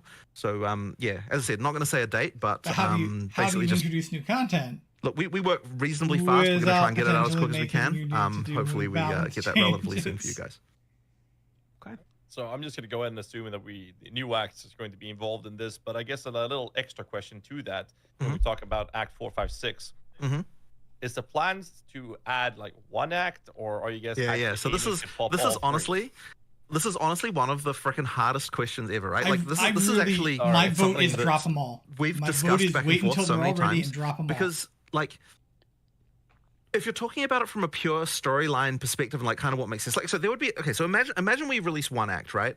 It's like how does it fit exactly into having the leveling? Like do you go like 1, 2, 3, 4 and then like 1, 2 again? Like that'd be kind of weird. Or like 1, 2, 3, 4, 2, 3, or like do you have Act 4? You can also play Act 1 or Act 4, or like like it's kind of just weird, right? And like so like from that perspective, it's like, oh, we should do them all at once, like at some point. But then on the other hand, we're like, okay, if we don't release, I just think it'd be more fun to just the acts one at a time. Then that kind of means like all the content from that we're sort of busy having to work on, like we still have to have good releases, right? And so that means we have to have like more stuff in what we do release if it doesn't contain an act. So there's kind of this like complicated like puzzle around this, and it's like, and what we kind of thought like. There are issues around this, but effectively we're like, okay, well, we're going to have to make Act 4. We have to be making Act 4 in the background right now anyway, right? So we don't technically have to decide what we're doing about this, like right now. So like that's sort of happening. Maybe even 0.9, like literally the patch before you go live. So I guess that is to say that like there's still a lot of argument about this fact, and it's honestly such a hard one because I don't think there's a really great answer. Like releasing the acts one at a time would make making content so much easier because we get to immediately utilize all the stuff from that act to like make other content. Like it'll be so much, and like also it just immediately makes a release feel really big, right? So like that would be something that we could do. I can see that point though. And it also would be good for our studio because like there's this phenomenon that always happens where like you say, okay, this is when we're making this thing, but if people are not actually going to play it, then like people have a different definition of finished from like, oh, people are actually going to play this versus like it just has to be ready internally, So like for just a production perspective, like I feel like the game will get made faster if we do release the acts, just because it forces us to actually release them and like forces everyone to get it into a really playable state. But yeah, on the other hand, as I said, there's like all these kind of like practical issues with it. So damned if you do, damned if you don't, huh? Yeah, I know it's a bit of a tough one. So yeah, I mean, I guess the answer to that is still to come, and we just need to work out what we feel about this one way or the other. So yeah, I guess you'll see when we do our next announcement what we've kind of come up with. But yeah, as I said, in the meantime, it's not like we don't have to just make Act 4 anyway right now in the background. So that's they're continuing to do that as well as all the people in the more sort of balancing side of things working on balance, which will get shipped much earlier. Tune and polish Act 4 because Act 4 seemed like it was in a pretty good space in an earlier build. Cover these questions. We have a long list. Sure. So we're going to talk about a can of worms called State of Magic Find. Now the perception has been one thing, and I mean, shout out to Slippery Jim there was a person who did a huge deep dive into Magic Find, kind of showing that and Magic Find from this deep dive does not appear to be as broken as people think it is. This is a very tricky question. Now, what I will say to start with is that like the way the Magic Find formula works in PoE 2 is literally identical to how it was in PoE 1 as far as diminishing returns and everything is concerned. The difference is just down to what rarity is giving you as opposed to what it was giving you in PoE 1. Our argument for why Magic Find should be fine in PoE 2 is effectively like, we're not doing what happened in PoE 1 where you got like all these quantity mods and all that sort of stuff like that. Like it's effectively the Magic Find in PoE 2 is what PoE 1 had back when PoE 1 was first released, right? Where it was kind of like, and it kind of was fine then. So the argument was, well, why shouldn't it not be fine now? I guess there's another, like compounding with this, there's another contingent of people who would say that like anything at all that affects item drops should just not be a thing at all. And which is like a position you can take. And I don't know that I necessarily, agree with that position, but like, you know, it's another position you can take. So I guess all of that really is to say that like I don't think there's anything about it that's not working as it's intended to work. And ultimately the purpose of something like Magic Find is to kind of give you another axis of build design beyond just like doing the most DPS, which, you know, the general idea that they have. So yeah, but I mean, that's kind of where it's at really. There's definitely more to look into here though. I don't know if you've got an opinion. Not really. I was just thinking the main difference between say PoE 1 was you fully saturate into every single item being a unique item. That's the difference. Whereas in PoE 2, you saturate into higher tier rares. You actually cannot fully saturate into unique items. It is impossible. So yeah, it certainly holds different value. I don't know how, but then again, I suspect a lot of the audience who are finding Magic Find to be a problem would find it a problem in both games, which again, completely fair perspective to take. I don't know. There's a little bit more to look into here for sure. Like we come back from holiday and we're like, all right, let's fix everything we can in a week. There's this list of like 100 things and we pick what we think is the most impactful 10. And so, yeah, there's a lot of these things that are just outlying on a list for us to really actually look into and investigate more and see, you know, what part of it people are liking and not liking. Because, you know, even though you had Slippery Jim do this, you know, that there are people who the think great service, there'll be a lot of people who just disagree with that. He says it's fine. There'll be a lot of people who disagree with him as well. So yeah, we just need to look into this a bit more honestly to get a better conclusion. But personally speaking, I don't think it's a problem currently. But I might change my mind as well upon reading all of this and looking into it more. So we'll see how it goes. A follow-up. I don't know if you. Okay. Oh, sorry, I didn't mean to cut you off. You can continue. No, you go for it. Sure. So a follow-up to this is okay. So the state of Magic Find is a question. Specifically, do you have a belief on how you believe it's influenced the economy? I'm seeing a lot of comments sometimes when I'm live where people are like Magic Find's the reason, inflation's the thing, etc. So what is your guys' belief in terms of how much Magic Find is actually making an impact in the current economy? Actually, there's another difference from PoE 1, actually, of course, is that Magic Find now increases the tiers of currency you find. Yes. Which, I don't honestly think that we have an informed enough opinion on this topic, actually, to be fair. From what I've seen, yeah, like what I've seen as far as like prices, I don't think it's been our primary concern like this week because of the fact that like there's other things that we think, you know, like we really wanted to make sure that the actual play experience is prioritized as the main thing. Like that's the kind of, you know, our focus right now. Which I mean, obviously this fits it, but it's kind of like something where like it's a slightly longer term concern. So it's something we need to definitely investigate more. But yeah, it was really like that map playability and like making sure that it's like, I mean, when people are dying to things that they think are bullshit and stuff like that, that's kind of like something that we were more concerned about. So yeah, that's I would say we need to definitely do more. We need to form an opinion about this before we can say more about it, I think. How about I phrase a question like this then? In PoE 1, item quantity was removed, which affected currency. In PoE 2, you now bake that into Yeah, I see what you mean. Yep, that's a very good point. What is the reasoning for reintroducing quantity that you made a decision to remove in PoE 1? I don't think that we looked at that as reintroducing quantity. But you are correct that it does increase the quantity. Well, okay, it's not that it increases the quantity of currency. It increases the type, the tier of the currency you get, which you would look at that as quantity because, like, you don't care about, like, whatever transmutes are dropping. You only care about the higher ones. And so as far as you're concerned, that is quantity. So I would say we just didn't really look at that as quantity, but, you're not wrong about that, right? That is true. Well, it's certainly going to be a problem if it is perceived as that having enough rarity is the only way to thus have enough currency to, say, roll your maps effectively and also have enough to spend on gear and whatnot. Like, that's certainly a problem, in which case some adjustments probably likely do need to be made. But again, we're just speculating now. We need to look into this a heck of a lot more in order to get an actual informed decision there. That's fair. I do have one last follow-up on it, and it's a discussion we had 4 or 5 years ago with Chris Wilson, and the topic was actually about currency drop as well. And the comment was that the numbers were fine on GGG's side. The numbers looks fine. It is accurate. You are dropping more currency than ever. But the numbers didn't matter when the perception in the community is the direct And this opposite. is always going to be an issue. How do you think about tackling that specific This is always going to be an issue. When the perception is completely opposite to what seemingly especially for people who live online and social media. The vast majority of people playing Path of Exile 2 are enjoying Path of Exile 2. That is not the impression you're going to get if you're on the forums or is you're a on mandatory stat. Oh, sure. No, absolutely, right? Like, look, if the community feels that way, we should absolutely look into it and do more about it, right? Like, but bear in mind that, I sort of often say, like, when the community has a problem, this is an invitation for us to understand the problem and then for us to address it in the way we want to address it. And that way isn't necessarily exactly what the community is saying, but it's just effectively like, I do want to keep doing things until the community is no longer unhappy about it.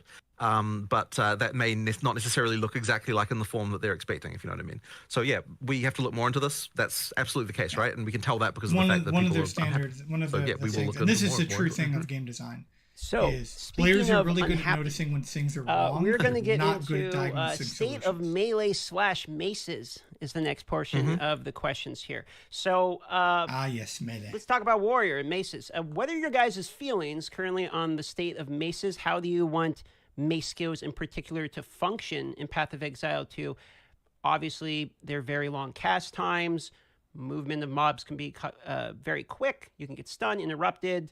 On the tree as well, there's many nodes that literally reduce like attack speed in order to gain other things. So more or less, warriors in a position where a lot of people feel like it's clunky, too slow for the current in-game play loop, or warrior feels like maybe the first class designed when the vision of PoE 2 was fairly slow. So what is your guys' response as to the state of mace skills, and where would you like to take it?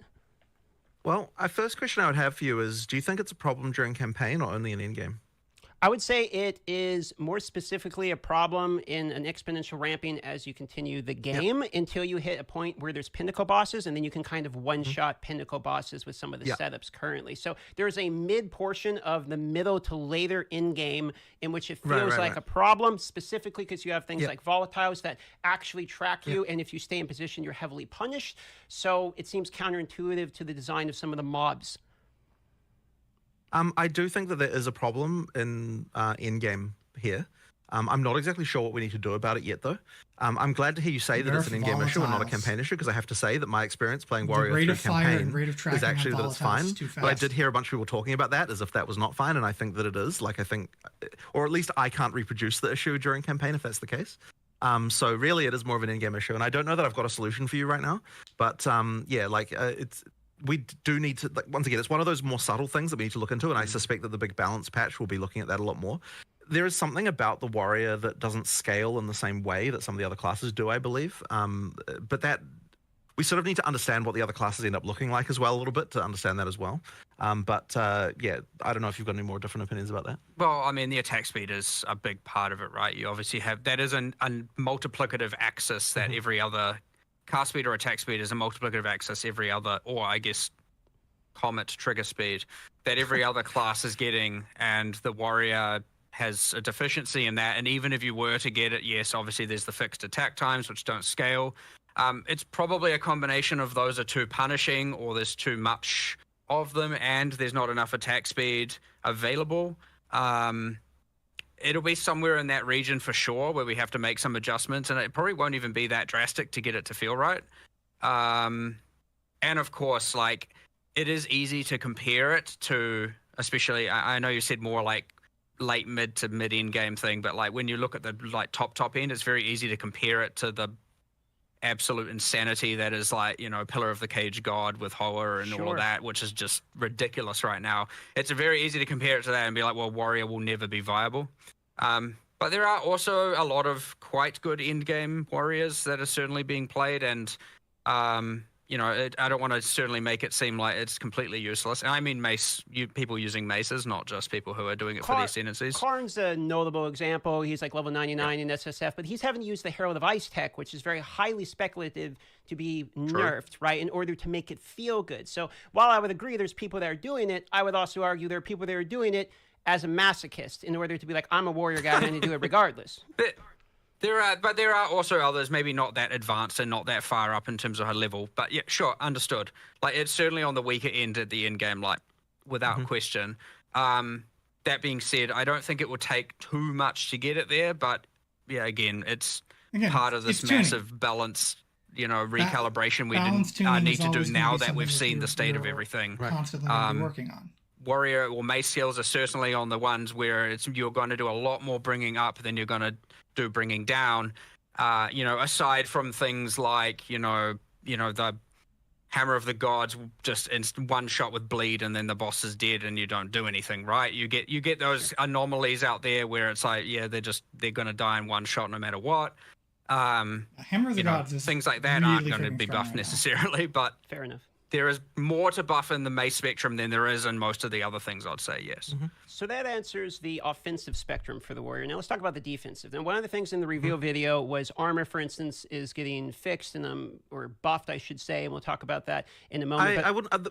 One of the reasons we didn't dwell on that too much is because I wouldn't want people to think that that's more of a change than it is. Like, we are doing a bit of a buff to armor, but it's not like the hugest deal. I think there is more we have to do. Like, there's more complicated stuff we have to do with armor, I think, to make it more interesting. But there's a lot of arguments about this. One, because it is like, yeah, I'll just say that. There's a lot of arguments about like how exactly this should be addressed. One concern that we have, which is probably totally out of left field as far as what the players would say, is that we don't think that there's enough of a difference between the big hit and the small hit. There's a number in the formula that is different in PoE 1 than it is in PoE 2 that results in the armor being... The difference between a small hit and a big hit in PoE 2 and PoE 1, it matters more in PoE 1. But in addition to that, so we actually think that PoE 2 might be wrong in this regard and we need to change it. But in addition to that, there's also a thing that's happened where like white monsters can hit harder in PoE 1 and PoE 2 than they did in PoE 1, and that means that the thing that armor is supposed to because like part of the intention with armor is it's like, okay, like when you're talking about like big boss hits, like it has less of an effect than what it would have off like a bunch of small hits, but sometimes the small hits from a white mob are not even that different from what a boss hits you with. And so this is actually meaning that the sort of the idea of armor being based on the damage hit is kind of got like a few issues that we have to deal with. So I don't know if you've got any more thoughts on this particular topic, but it is like something that we have to sort of worry about a little bit. Yeah. It's again one of these things I mean, I hate coming in here so unequipped, but again, it's just the timing with the holiday and all that, with all these things where it's like, have to look into, but that is the nature of it. I mean, especially once there's an actual released product, it's like a good, 50% of our time goes into having to investigate and look into live operations problems like this. So we are buffing a little bit of armor a little bit in this patch for like to because there are some issues there. But honestly, the full solution for armor is going to have to be more complicated, and we're going to have to sort of work out some stuff around it. It's there's definitely something that I think there was another thing as well, is that like the other defenses tend to have like extra mechanics that are easier to access than what armor has. which is another sort of side thing, which is like not entirely obvious when you're designing it initially. So it might be that there's more like supplementary things that the armor, like the strength characters effectively need to have around defense, and so like stuff like that can kind of matter a lot. So like Wind Dancer's universally just better than Scavenge Plating as an example if those are meant to be paired. One is just like you have it, and the other is I have to armor break, and then on bosses it's much harder to sustain. So we've made changes there, of course. We did buff the armor. I'd say it's obviously hard because of the big hit, small hit, but it's probably in the like 15% more effective kind of region. Our changes in 011. And then, yeah, a lot of it is also like, okay, if you consider, that evasion also applies to damage mitigation from Invoker. You got a lot of things going on with acrobatics, which turns evasion into arguably, I mean, sure, it penalizes your evasion, but like it then kind of gives you almost as much PDR against certain hits as a lot of armor, and then you have a lot of very, very strong defensive, with Grim Feast and Energy Shield, and so like. It's not only armor is weak, it's also that evasion and energy shield have some extreme strongs that are going on. Yeah, there's more. Not to say, these are all going to be nerfed. I'm just saying there's some meeting in the middle that we need to do for sure. ES is currently kind of the front man. Like I played Warrior 90 first. That was the first thing I did, and I would enjoy Warrior as an archetype the most. Would you say it's a fair statement to say the Warrior and Mace skills and sort of that side of the tree in particular is in a state where it has the worst of all of them? So it has the worst of the defenses and armor. It has the worst effective HP in terms of life, and it has basically the worst offensive capabilities as well. So you could see why I'm feedbacking so hard in relation to this archetype. Man, that's a brutal savaging, but I suppose I can't necessarily disagree with any of those with any of those assessments. Fair enough. We can move on to the next topic then, unless you have other statements on it. Oh, what do they have? You have shields. Yeah, active blocking is good. You are right that active it blocking effectively falls good. in that way. Yeah. Let's just sure. Yep. Okay. So moving forward here, we have charms. So I saw that there were some notable changes in relation to charms. I thought it was a great change to be able to see when they're actually being activated, as well as the charms that are there as well. So some clarity things in relation to charm. I don't know if I saw whether or not charms in particular are actually getting tweaked in terms of number side of things, or if it was just some transparency related to charms. But how do you guys feel about? We're not tweaking numbers in this patch. However, there's definitely something not right about charms as far as like the usefulness goes and all that sort of stuff. Like we need to do something. I don't think we've decided what it is yet, but it's clear to us at this point. Like, so charms came in like super late, and I just don't think they're quite like working out as well as I'd hoped. Like they just need something else, but we don't quite know what that will be yet. But we did want to at least make, like, one of the issues they did have is like you couldn't even tell when they helped you. So that certainly wasn't helping the case for them. So we can at least fix that. But there probably does need to be more stuff done with them, I think. It would be nice, I think it comes down a little bit to like how much the ailments matter against the player, and that's sort of something that. There's a few other ones. Like there's the one that's like unaffected. The next time you get slows, protect you from slows, and honestly, a lot of the debuffs applied by monsters haven't been correctly classified as slows. And so it doesn't even work against them, and like there's a little bit of things like that where it's just like it's just kind of a bit bad. But yeah, there's a balance there of like, okay, most people have one slot, and then you got these mandatory mods to get more. But I don't think you get enough charm slots. Just like I feel like you barely find belts with the extra slots, to be honest. I agree. I mean, we really just didn't finish. I mean, we increased the weightings. We've had patched that in since release. Yes. Oh, okay. Can't remember what patch it was in, but honestly, we're not all the way there yet, for sure. It's one of those things where it's not like ruining experience for players, at least. It's like, just an underwhelming thing that needs some love, for sure. So it's not exactly number in the top 10 of the hit list, but like without a doubt, I would expect to see improvements around there in the future. Following up on the charms there, any thoughts regarding adding more charm slots for uniques? Because it feels really hindering to equip a unique when it comes to the topic of charms. So this is the whole, like, if you have a unique belt, you only have one always. Yeah, that's not a bad idea. I also just want to add more slots outside of unique, so more on the tree and other ways to get them as well. Sure. So you don't necessarily have to, because Like, there's nothing. I think at the time we had it that like you couldn't have more than 3. Like internally it was implemented that way, and now it's like you could have 50 slots, plus 1 slots, but you'd only have 3, obviously. So we can give away a lot more +1 now and plus whatever we want all over the place. But yeah, I mean that is a way, yes, that some unique should have it, and probably more on the tree, more in other ways. I have to have a look at it, but yeah, there's no harm in it now, at least. Yeah. All right, we're gonna move over to another topic, which is speaking of belts and trading the unique belts, for example. State of crafting and future plans is also involved. So I'm going to start with crafting and future plans. Being able to swap your and then we're going to talk about trade. So the current state of crafting is very different from PoE 1. The perception, again, to go back on that in PoE 2 is that you're not actually crafting unless it's RogPog crafting. You're actually just pulling the arm on the vendor machine, on the gambling machines. So what's the state here and future plans? I don't know that there's a huge amount we can say about this right now. That at least means they got something. They got something. I mean, like one thing, of course, is that PoE 2 just has less crafting systems than PoE 1, just due to the fact that we add these typically with leagues and so on. So there's just less going on, which means that if you're like a PoE 1 player, then you're going to see less complexity there, for sure. But I don't think that's exactly what you're getting at, right? Like, I guess there's some theory. I mean, effectively, what you're saying is people want more determinism, right? If you're going to slam an Exile, which is like a continuous, endless thing that like people. There's a fine line there, and we're not. You're never going to slam the Exile. Certainly more on the slot machine side of that line, like without a doubt, obviously, right? And there's more we need to do, I would say, to get towards that line. Same thing with like a divine. If all the divine's going to do is re-roll, that we determine, not that I know how to describe that, because there's plenty of people who are just going to be like make everything fully deterministic all the way.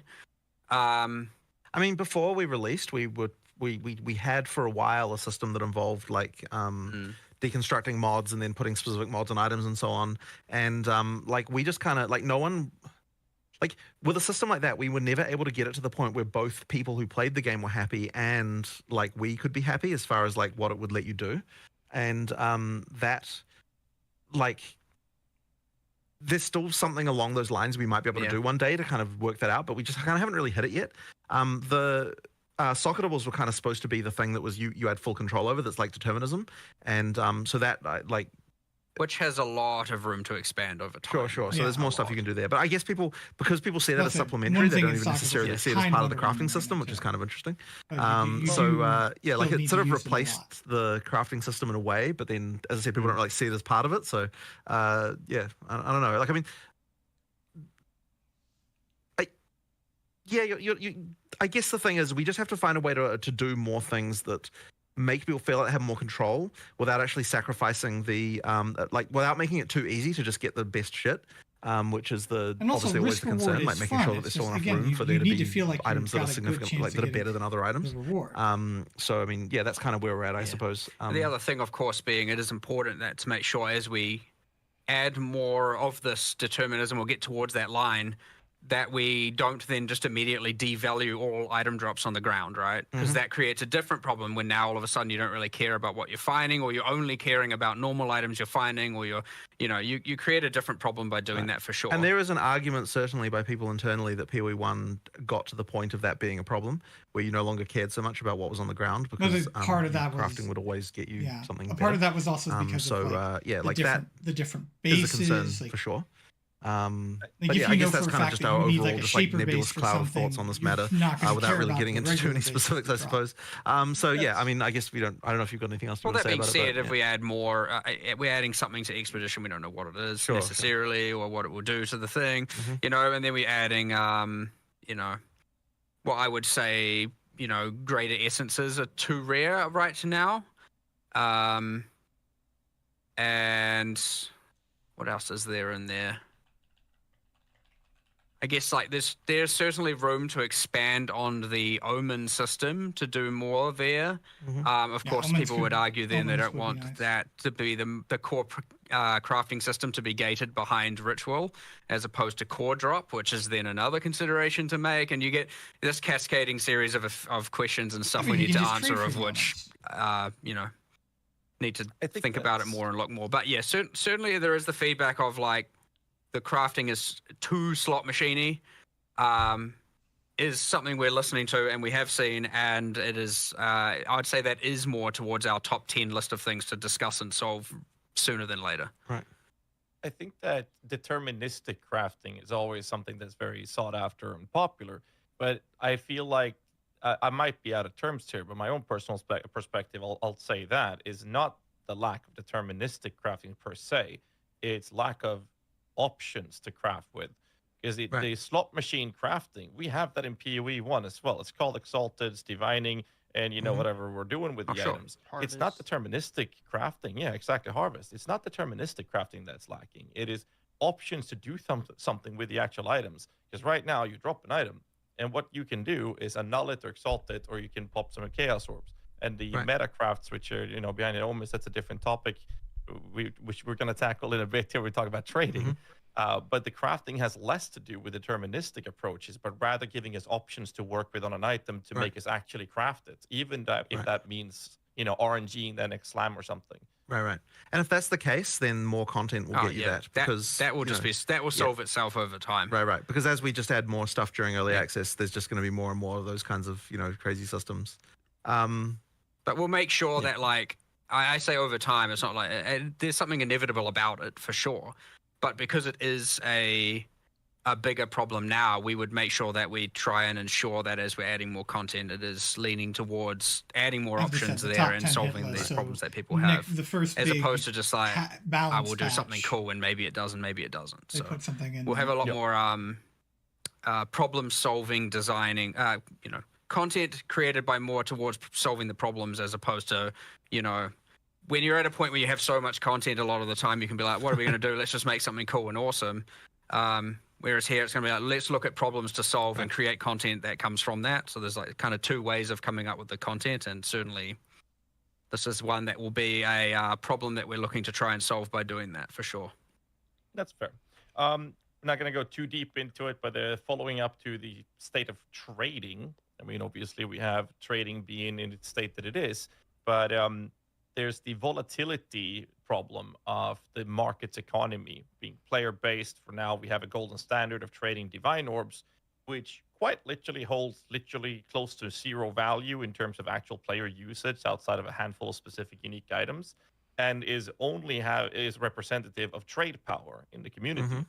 And since there is no natural divine orb sink, which this is the inflation problem I was talking about. There's no reason to use your divine orbs. Up, and the inflation is just rampant at this point. So, I would have thought that if there was no divine orb sink, then the value of divines would go down rather than up. Like, presumably, if the value of divines is going up in other currency, then it's the other currency that there's too much of rather than the divines. Yeah, so what I'm saying is, like, they become the golden standard, and since no one's using them, we get a higher quantity of them. And the result of it is that now, since that is the item people are using, or the currency people are pricing their items off, they're now, one rare, one life pair of boots with 10% movement speed now costs 50 divines, if I'm going to use some exaggerated examples. Okay, so you're talking about the price in divines is going up, as opposed to the price of a divine is going up. The value of a divine is going up. up. The item value, yeah. Yeah, sure. Well, I mean, thing is, I'm seeing people use a there's nothing I can kind of initially go into with this other than just that, like, we just have to look at this and work out what we're going to use to sync these things more.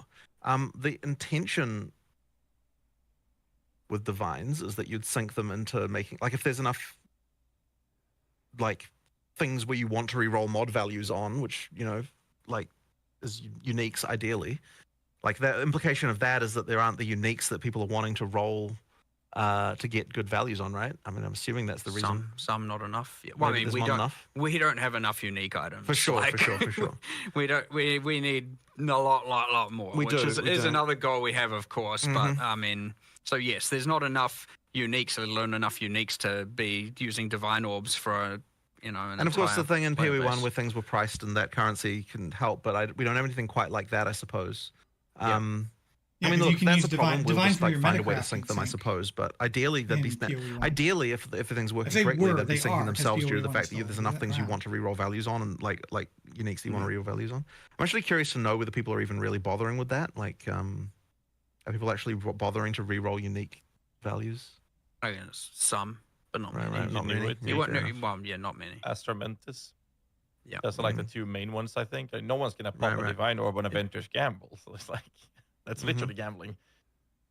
But like in PoE 1, we have the option of meta crafting being a currency sink for divine orbs. Former exalted. So it creates this natural flow, but also provides this crafting method for people to actually kind of help the state of crafting that people are looking for. Right now, they're omens, and because of this type of inflation happening, they are so far away from most players that like even players that plays a lot. I haven't bothered myself. I played a lot with a subathon and everything. Like I haven't touched an omen because they're too pricey to use.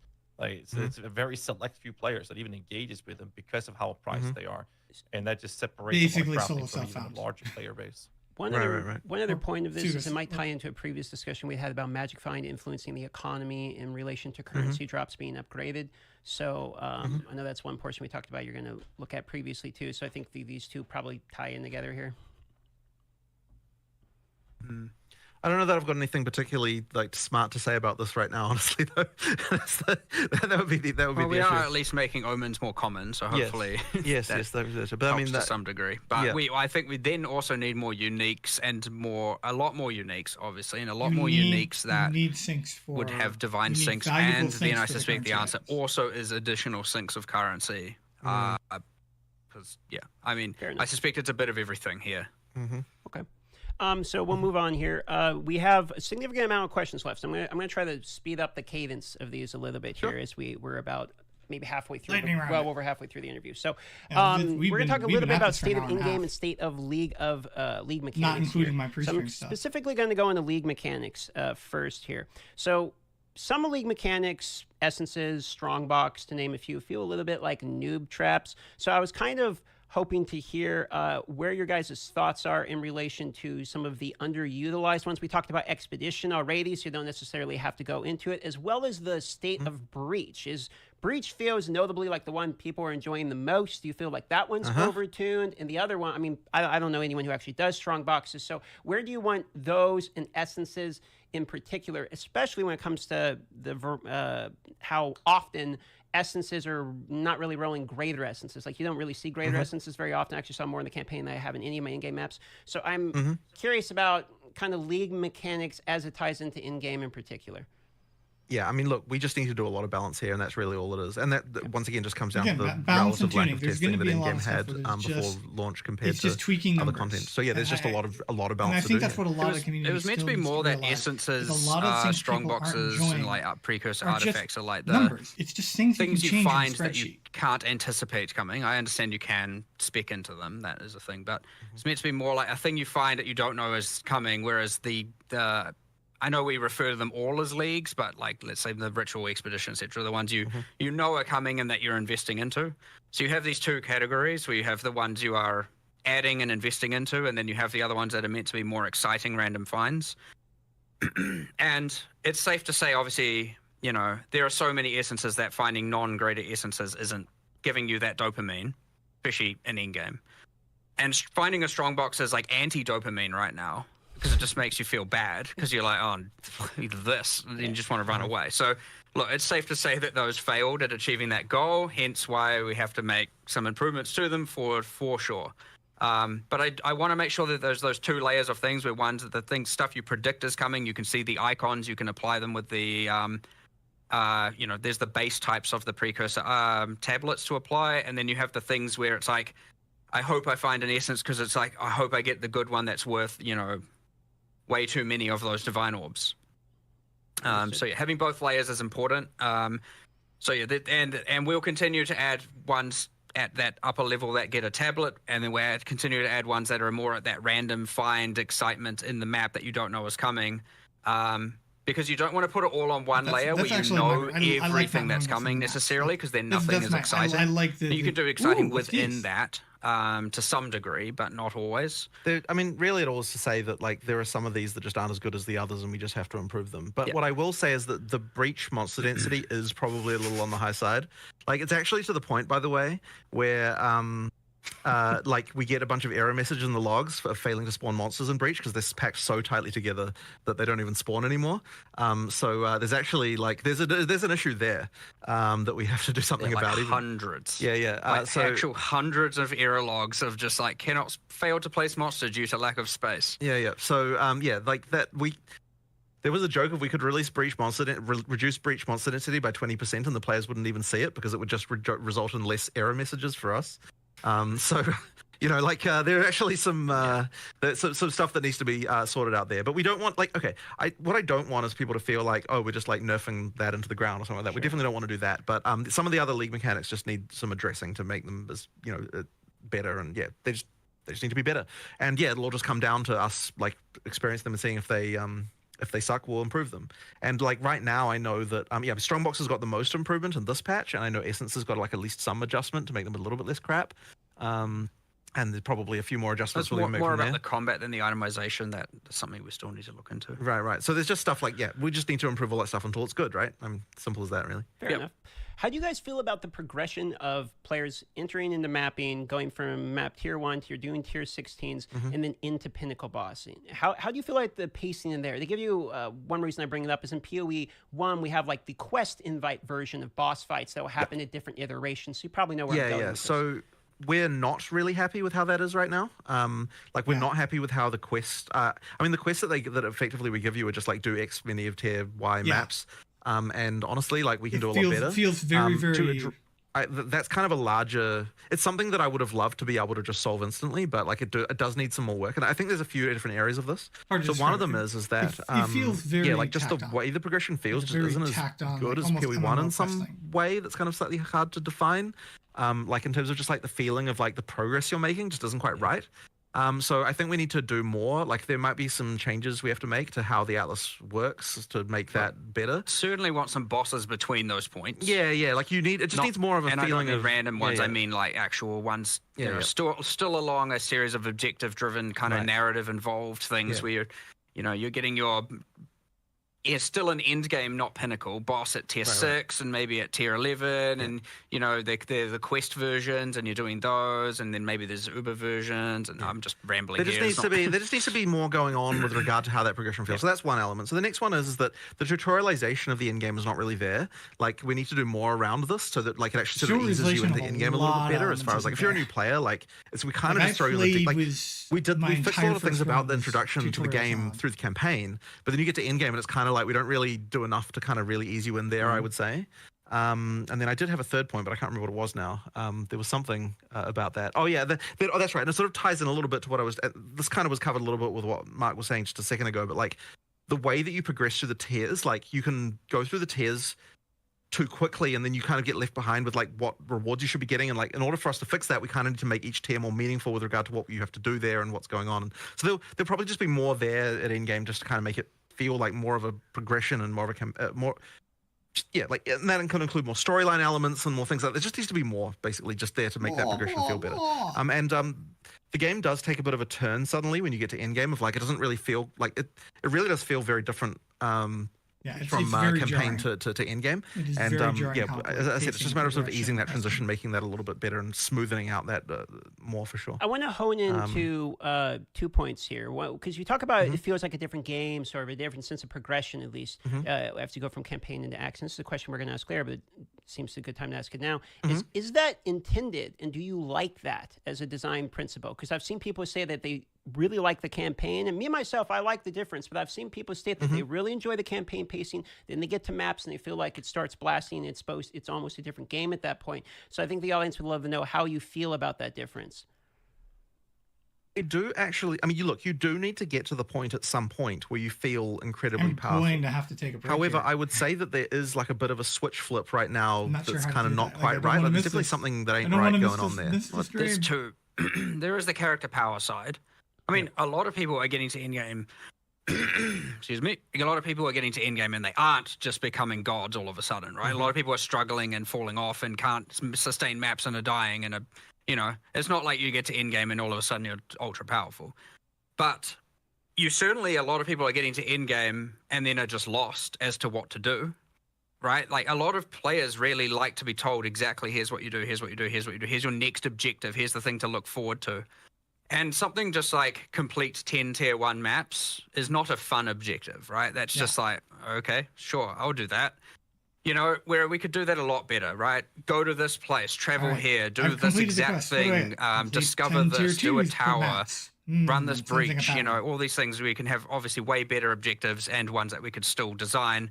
And you're getting your passive points for each, and you're like, okay, the next thing it wants me to do is this exact thing, not just, I've completed my 10, now it just wants me to complete tier 2 maps. I see. I'll just keep going. Sure. So there's no like, whereas the campaign's very story. It's like, go kill this boss, get here, and you got NPCs talking to you and everything. And then all of a sudden it's just, now I'm killing stuff, ticking up this ticker. And, you know, a lot of people probably aren't really getting into, based on the tutorialization, they're not really getting into the towers, the tablets, all of that stuff, and then they're just also possibly finding it a bit too hard, and they're dying, and so there's I know what I needed to do. I knew what I needed to do to both juice my maps. It's friendly to the people who, especially non-PoE1 players. It's not as friendly to them as we would want it to be at all. Player, if you're like paying a lot of attention. That being said, like obviously, content, there is also the capacity at that point to just be like, all right, I'm going to change my build to do this or go do this, and now I'm just like obliterating everything everywhere. You don't have all those like story events breaking up your flow of gameplay. It's just like map, kill everything, map, kill everything, map, kill everything, which people love. But yes, for those who know how to do that, that happens too soon. And for those who don't know how to do it, they're like getting stuck in a hole and finding themselves very lost. So yeah, 2 sets of improvements. The people that are going to obliterate everything, they're going to have their fun no matter what. They'll get there a bit later, sure, if that's how you want to think about it. But it's way more important to not just have that like very much narrative driven change in pace where all of a sudden it's just like, and it's gone. And now you're just doing, you know, kind of random stuff. You know, what am I supposed to do next kind of thing? And yeah. So yeah, there's a lot going wrong there. More content would do it, more time on it, more quests, more, you know. But again, PoE1 had a lot of this stuff, and it had so many different axes. If you didn't like one thing, you could do another. If you didn't like that, you could do another, and you could do certain things earlier or later. And we just need to get to that point where there's just more better, without overcomplicating everything. So my last follow-up to this in-game topic, and I'll send over the guys to continue the conversation elsewhere.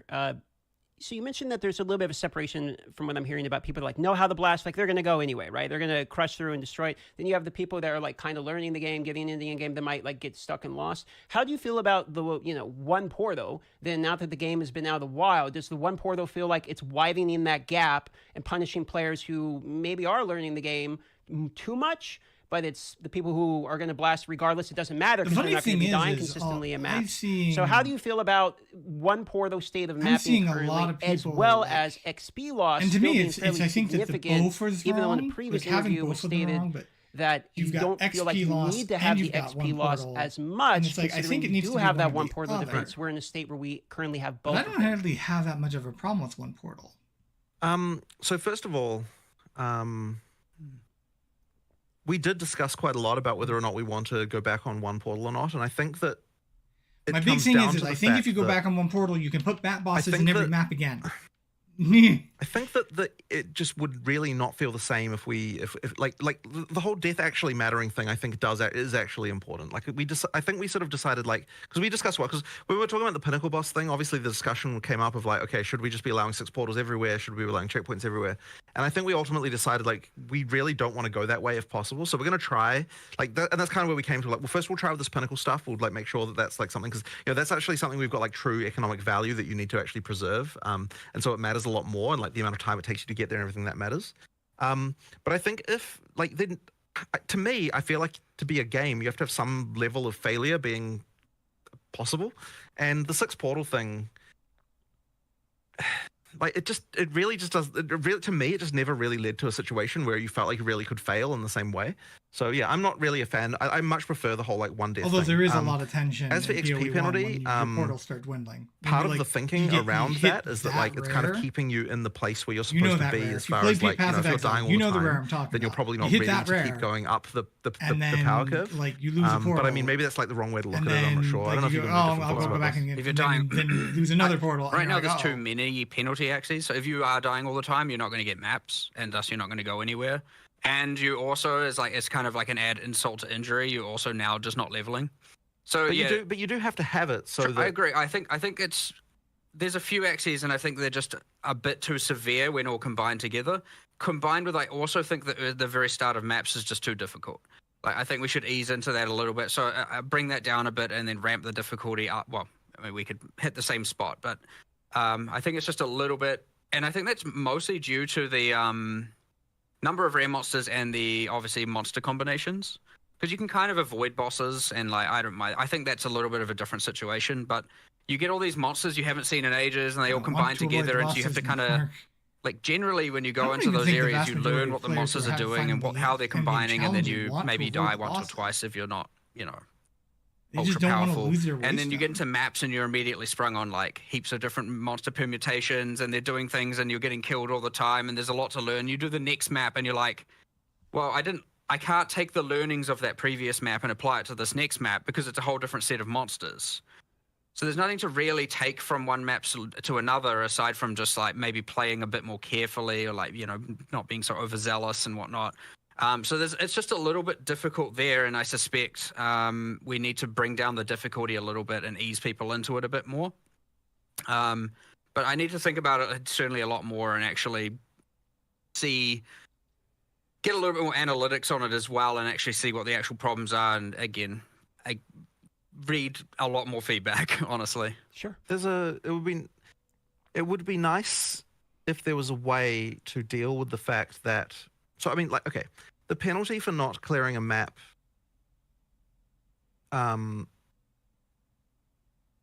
we remove the extra content from the map, and it would be nice if you could just spend another map and still be able to do that content. But unfortunately, that isn't possible. Like, so for example, if you failed on the boss, then you just spend another map and then you can fight the boss again and do that whole thing. Right? Like, that would be nice if that was the case. But unfortunately, we can't do that because it would open up too many economic abuse things where, like, you fail the map intentionally because you want to farm the items to the rest of the area. So it's very difficult for us to come up with a solution, like, because I really would prefer that, honestly. It'd be nice if we were able to come up with a solution that would allow you to redo content by spending an extra map without having to, like, have all the problems that being able to rerun a single map would actually cause. So like, I sort of wish I could come up with a thing for that. I personally want to keep the one portal and adjust the other axes and see how that plays out before compromising on the one portal. But yeah, it's a bit tricky. It certainly is the case. We have discussed this so many times. Like, it's come up, and before we released it, it's like people are going to definitely complain about this, and we're like, we know, and we haven't found the solution. It's a common question. Had to ask. Yeah, I understand. Fair enough. Yeah. So now there's a lot more people. Well, now there's a lot more feedback and a lot more people. It's much easier for us to get the specifics on how we could get it right. Like, for sure. Not to say it's now trivial to do. It's still hard. But there's a lot more information there for us to be able to, take less of a shot in the dark, so to speak. So I would expect some changes. We'll have to wait and see. So we're cutting it a little bit tighter because we have a lot of questions. So I'm going to try to speed run as much as we can because there is a section that I care very much about. It's minions. So let's get there, okay? Let's just dive into it. We're going to talk about ailments, damage with time effects. We're talking about ignite. We're talking about dots like poison, for example.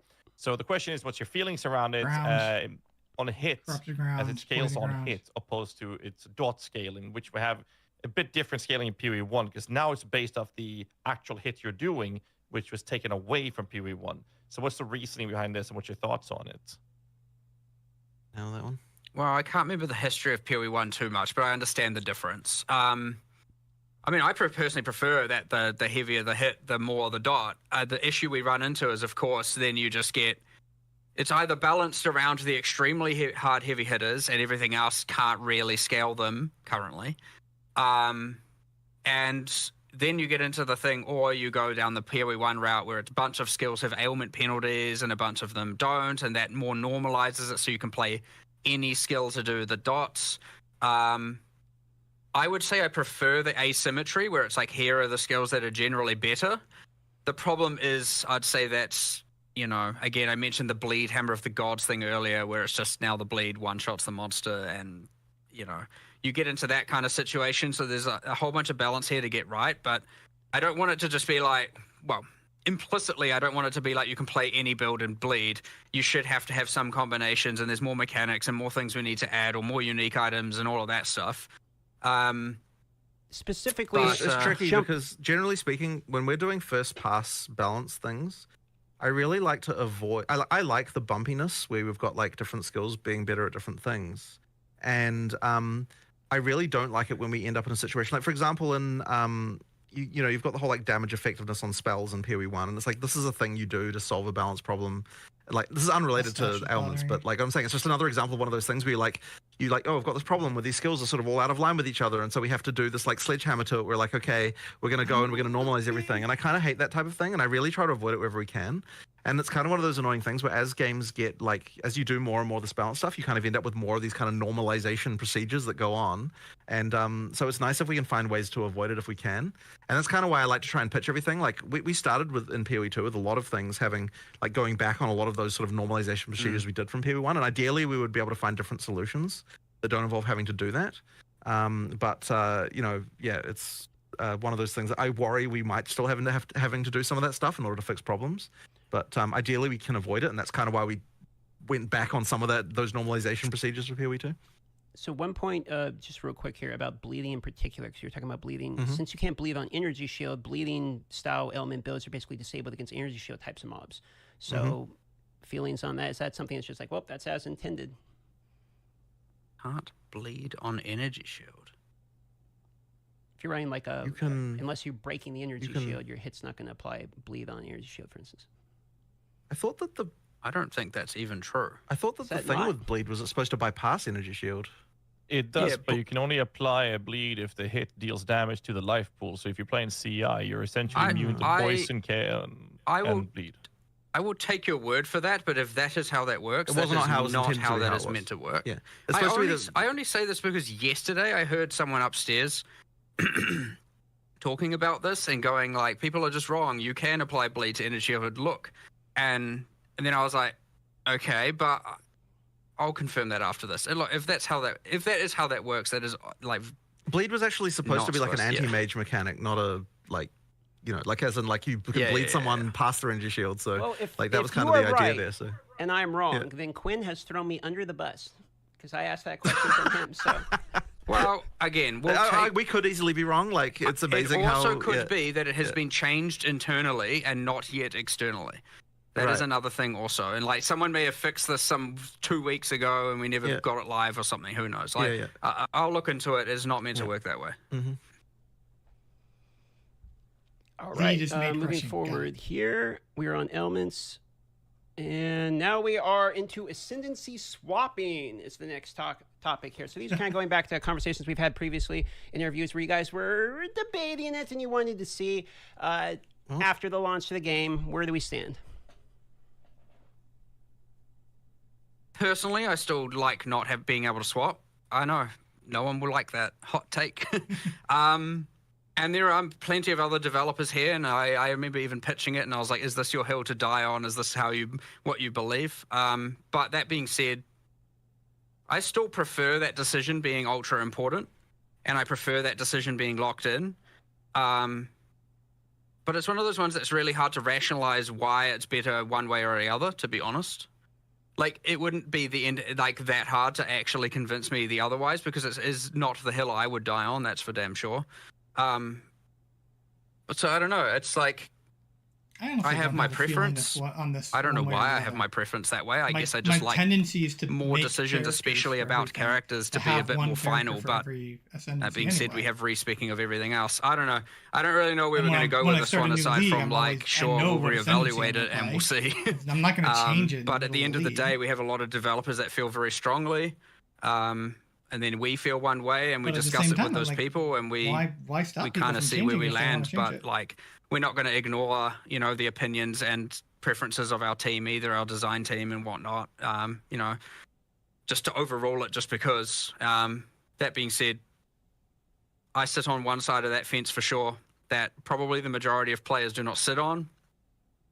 I mean, I'm 55% in favor of re-rolling ascendancies personally, so it's very hard for me to argue against it when I would say that I would allow it. But I'm also, once again, like, other people on the team feel more strongly. I mean, what I would be open to is like I understand you have to go online to have a look at what those ascendancy classes are, but I would be more open to having in-game things where when you're creating your character, you know, I don't want to not in a way that wouldn't overcomplicate it for new players where they're like, oh, what are all these, what are ascendancy classes? What's going on here? I'm not really in favor of that argument personally, because I don't think that you are equipped at the point of the start of the game to be able to assess what the ascendancy classes are. So kind of I don't really think that really holds water. It's less for new players, I guess. But then again, experienced players already know how to get that information. So I don't know the right solution there, honestly, but you can bet it's going to come up in discussions another 55 times this year. So surely we're just at the start of it. Again, we don't want to take too much of your time, so we just keep up with speed running some questions. And the first one here is, given the current TTK, so time to kill, of pinnacle bosses by many of the stronger builds in the game, I guess the question is, what is the goal for build power? Is one-shotting pinnacle bosses an intended power level for builds, or is it the intended design something else? It should definitely not be the case that the first time you fight a pinnacle boss that you one-shot it. Like, that's the kind of thing that maybe you can get to after crazy amounts of like extra items being found, but you shouldn't be doing that the first time you play it. So yeah, it's not right. And that's just, there's some builds that are outrageous, and we want to actually make it so the boss can use their abilities. That's why we spend a bunch of time making them, after all. Exactly. But do you have a TTK? That's the when you first get there and you're kind of relatively equipped for it, it shouldn't it should still be a 1 to 3 minute fight kind of thing. Yeah. Okay. And I'm not talking about 1 minute of emerging. I'm talking 1 to 3 minutes of actual skill combat. Not like. Okay. Oh, that's a good time of reference we can use moving forward, knowing that's the kind of the goal going for the vision. Next question is, given the difficulty of requirements to get the 7th and 8th ascendancy points, is this intended to be something that not all average players can acquire? We definitely wanted the final ascendancy points to be something that was like a significant goal. Like, this is an awesome, like it's supposed to be quite a thing when you get the last 2 points. Yeah. I mean, as for an average player versus not, that's kind of hard to answer. I mean, I don't know if the average player gets halfway through maps really. So it sort of depends on the definition, but we wanted it to be a big thing that you get. So map clear conditions, talking about that for a moment. Clearing rare mobs are effectively like the only real map clear condition at the moment. Is that the plans to continue that going forward, or is this sort of one of many conditions and is a placeholder, or how do you guys feel about the map clear condition being strictly rare mob clearance? I suspect as we get to answering the exact same thing we talked about before with the more objective driven and learning and tutorialization, we'll probably expand on that. The ideal world is there'd be a whole, a nice cool set of different things you're doing in each map that isn't just killing all the rares, but actually a surprisingly large amount of work to do those and to do them well. Again, otherwise, you just end up with this thing where it's like, I like this one, but these other 4 are terrible, and I keep randoming into those. You don't want bad ones of these, and killing the monsters is at least something that I described it in you my already vlog, want to do. In my so that's kind of part of the reason why we went with that in the ugly phase. We need to add some layers. Yeah, there's certainly more work. Sorry, go. No, okay. So the Atlas tree currently is gated basically behind pinnacle boss progression. Kind of the same type of question as in clear conditions. Is this going to be mandated in the same moving forward, or are you guys looking to add in more iterations of progression on the Atlas tree outside the pinnacle boss clear? We did discuss changing how the core of the Atlas progression is, but as for the actual pinnacle, as for the individual league trees, I think we were still keen to sort of have that be the kind of extra stuff that you really get at the end of that to get thing. The pinnacle boss's tree, it should be killing the pinnacle boss. We want to keep that for sure. Sure. And for each of the contents. But yeah, I want to upgrade the core Atlas tree for sure. I think it's quite boring and flat right now. There's not a lot going on there. And part of that is to do with as we add more content, it will make it more interesting. But there's certainly a better job we can do of that. And how you acquire the points, again, getting away from that grind and getting into more all right, do this 2 points, do this 2 points, do this 2 points, not grind this 2 points, grind this 2 points for the actual core tree. For the sub trees, for the leagues, I actually do like them being behind that. But ideally, each league would then have its own meta system within it to amplify itself in some way, which we don't currently have a lot of. So it's something we'd be looking into in the future when we're upgrading the existing content as opposed to adding new content. All right. I bet all of our chats have been spamming this, so I'm just going to throw it out right away. Map tab when? That should be reasonably soon, shouldn't it? Yeah, it's an as soon as possible thing. We've got people working on it right now. As soon as it's done, you'll have it. Like, it was not a. Yeah, that's not so much a content patch. We wanted it there for release. Yeah. Let's go to tech questions, optimizations, and bugs, kind of a little category we have, and then I'm going to do some minion questions for you guys as well. Appreciate you guys taking the time. I know we're going a little bit above the time here. First question we have is something you talked about in a previous interview, I believe, with the Cicerin. It was predictive network mode and lockstep. What is the reasoning behind this specific topic, or what's your take on it, seeing how people are performing right now with this? I actually haven't hugely investigated this, to be honest. I don't know if you've got any more information about that. Yeah, the designers might honestly not have anything to do with this. This is back-end. We only have lockstep currently. Okay. Well, we just need to fix that, right? This is back-end stuff. Honestly, the people who would be working on that have not even come back from break yet, so it's just not something that we've got. But yeah, we do need to get that working. I think it was just disabled mostly out of caution, right? Because we just expected lots of shit would be broken. There was a few things. I can't remember exactly what they were. But we need to get there were some things that didn't work in that mode, and we had to re-engineer them. And no time. Yeah, we'll get to it though. Okay, a couple just real quick optimization type of questions here. Terrain obstruction is something that has been helped a little bit in this recent, we saw in the video there, you guys were talking about making it a little bit more clear and transparent. Some things like trees, for instance, covering your screen from the overhead, etc. I've noticed both. Do you have any feelings on how terrain obstruction is currently in the game? Is there any plans around? No, but I've noticed monsters get it's just a matter of individual work on each individual thing, just like looking at each doodad and being like, what the bounds need to be, that kind of thing.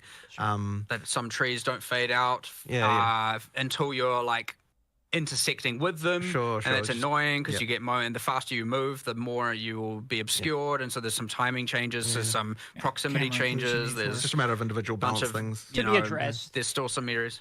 Sure. And then as far as optimization is concerned, I mean, we'll just keep working on it, right? I mean, in the background, you've got the engine guys working on things. There is one very annoying crash that is very, very hard to debug that happens on, I believe it only happens on NVIDIA cards. Where like after sort of an hour or an hour and a half kind of thing, which of course NVIDIA's trying to make sure crash the desktop. They're the dominant card in the marketplace. It's been very, very difficult to track down, and we're adding more debug stuff. In fact, I think there'll be a patch. If we can't work it out internally, we'll actually probably eventually make a patch where we tell people to like turn on a command line flag that will enable extra debug information, because the thing that will allow us to debug this does reduce frame rates by like 5%. So we might actually ask people to like, hey, turn this on until we find the problem, and then it'll reduce your frame rates a little bit, but it'll help us track it down. And then once we've got that, then we should be able to work it out. Effectively, they're like concurrency bugs within the GPU. But annoyingly, we were also told that the next version, like NVIDIA told us that the next version of the NVIDIA driver does make the crash go away. But then they also said that they didn't know why that was the case. So I don't know if we can 100% rely on that either. So there's something weird going on that's like quite hard to track down going on here. And hopefully we can work it out soon. But yeah, we just need we need more debug information. It's very hard to track down, unfortunately. And it's kind of annoying how it takes so long to reproduce. Like there's even a thing where like the first hour after we do a restart patch, we don't get any of those crashes because it literally takes more than an hour to reproduce. And then after that, they start coming in. So there's like something weird going on there. But it's the most common crash, and like we're just like really annoyed. It's just very annoying to deal with. Thanks for the answer, because that was a very common question. People were talking about crashes and wanted to ask you about it. So good answer there. At this portion, all we have left is some minion questions from Ghazi, just a couple of them. And then we're into the rapid fire portion, and then we're pretty much done. So try to get you out of here in 10, 15 minutes. Go on, Ghazi. Sure. Let's dive into the nitty-gritty. Let's talk about Hodor. Minion body blocking in doorways. Let me just add the word, come on. So, I mean, like this is something that we need to work out a better solution for. Like what I can say is that, okay, so people will immediately say, oh, just make it so that minions can just walk through each other.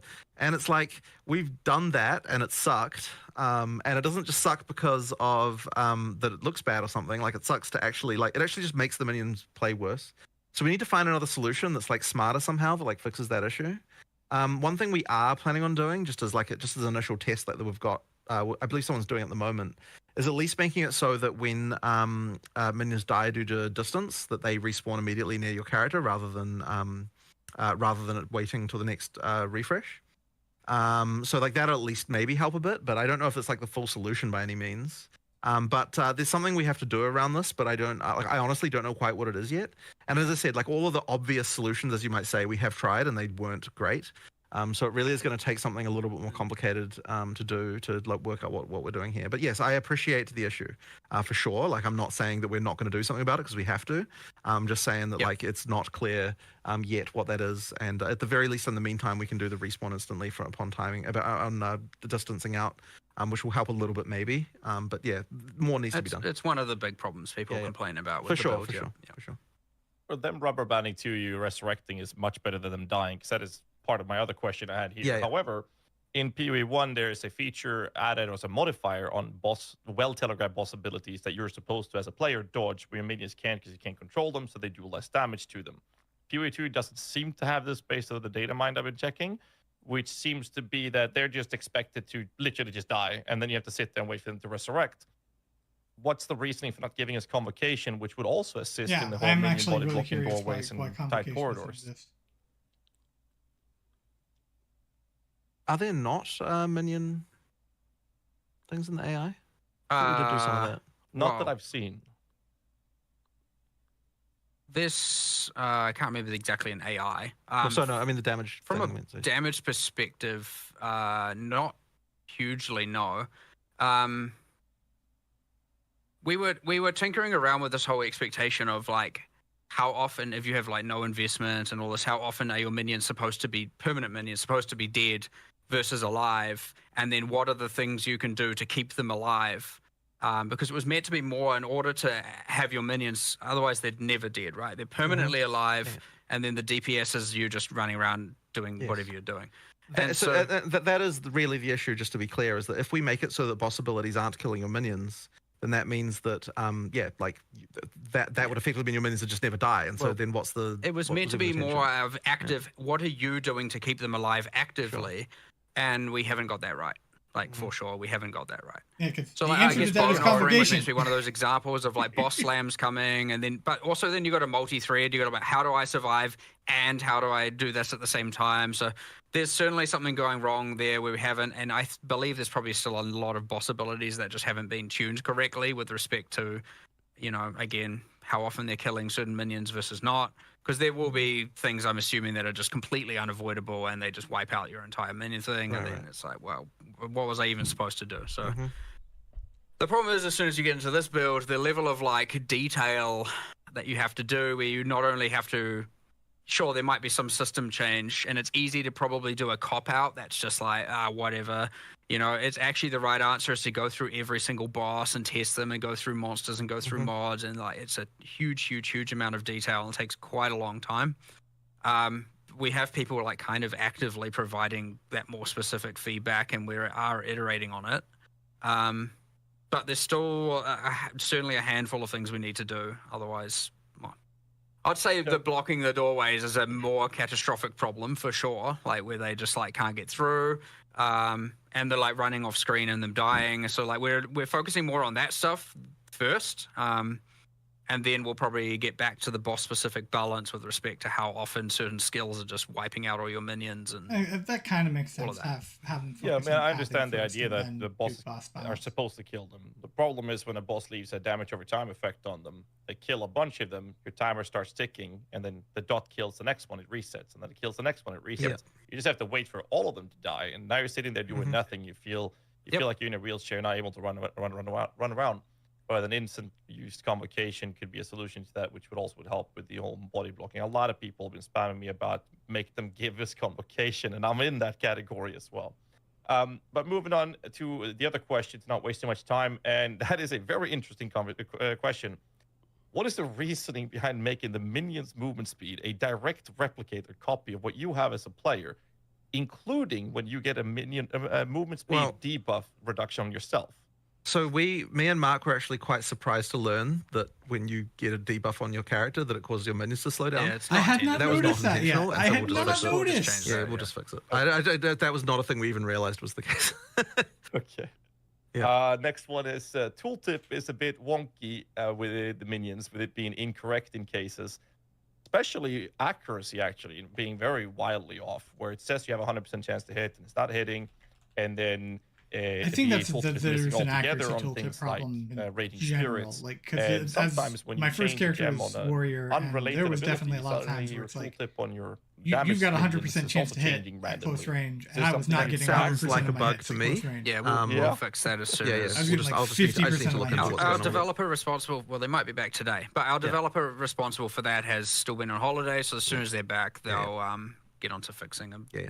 A There was handful of quite tooltip a lot of related rushed, like description stuff happening right at the end of development there. So I'm sure there's stuff, even more stuff that's wrong than that. Just like with that stuff. I'm surprised that tooltip stuff is as good as it is. Given, like, I remember 2 weeks before release, I was like, "This is a dead feature. Like, it may as well not exist." And then all of a sudden, it was at least something that I was like, "Okay, that's a pretty good effort on what they did." So, there's just more to do, though, of course. I got plenty more minion questions, but I'm just gonna go with the one that's been spammed the most, and that's Spectres when. So soon, fairly soon. It took more work than we expected, actually. Like, there was just a lot of there was a lot of specific shit we have to do, but it's not too far away. Well, the designers have to go through, all the monster designers have to go through and make spectrable versions of every monster, which in PoE 1 was a lot easier, and in PoE 2, there is so much more manual designer-based scripting on like a monster-to-monster basis that we have to like take out all of that random stuff to do with dialogue and like, because you don't want to all of a sudden like have a specter come out and then you're like, it dies and your character says some random thing, and because all of a sudden now your character's just spamming random dialogue all the time, and like. But there was even stuff that's kind of stupid where it's like, oh, the idle animation of this monster is loud, and so if you've got it as a specter, then like it makes it too annoying, and like just there's all sorts of random stuff that happens when you turn things into a specter that's kind of not obvious. Effectively, every single monster has to be. Yes, that is still, true. Well, we don't want to repeat those same problems, right? So ideally, the audio team actually gets time to do proper specter mastering, so to speak, on all their audio for all the monsters.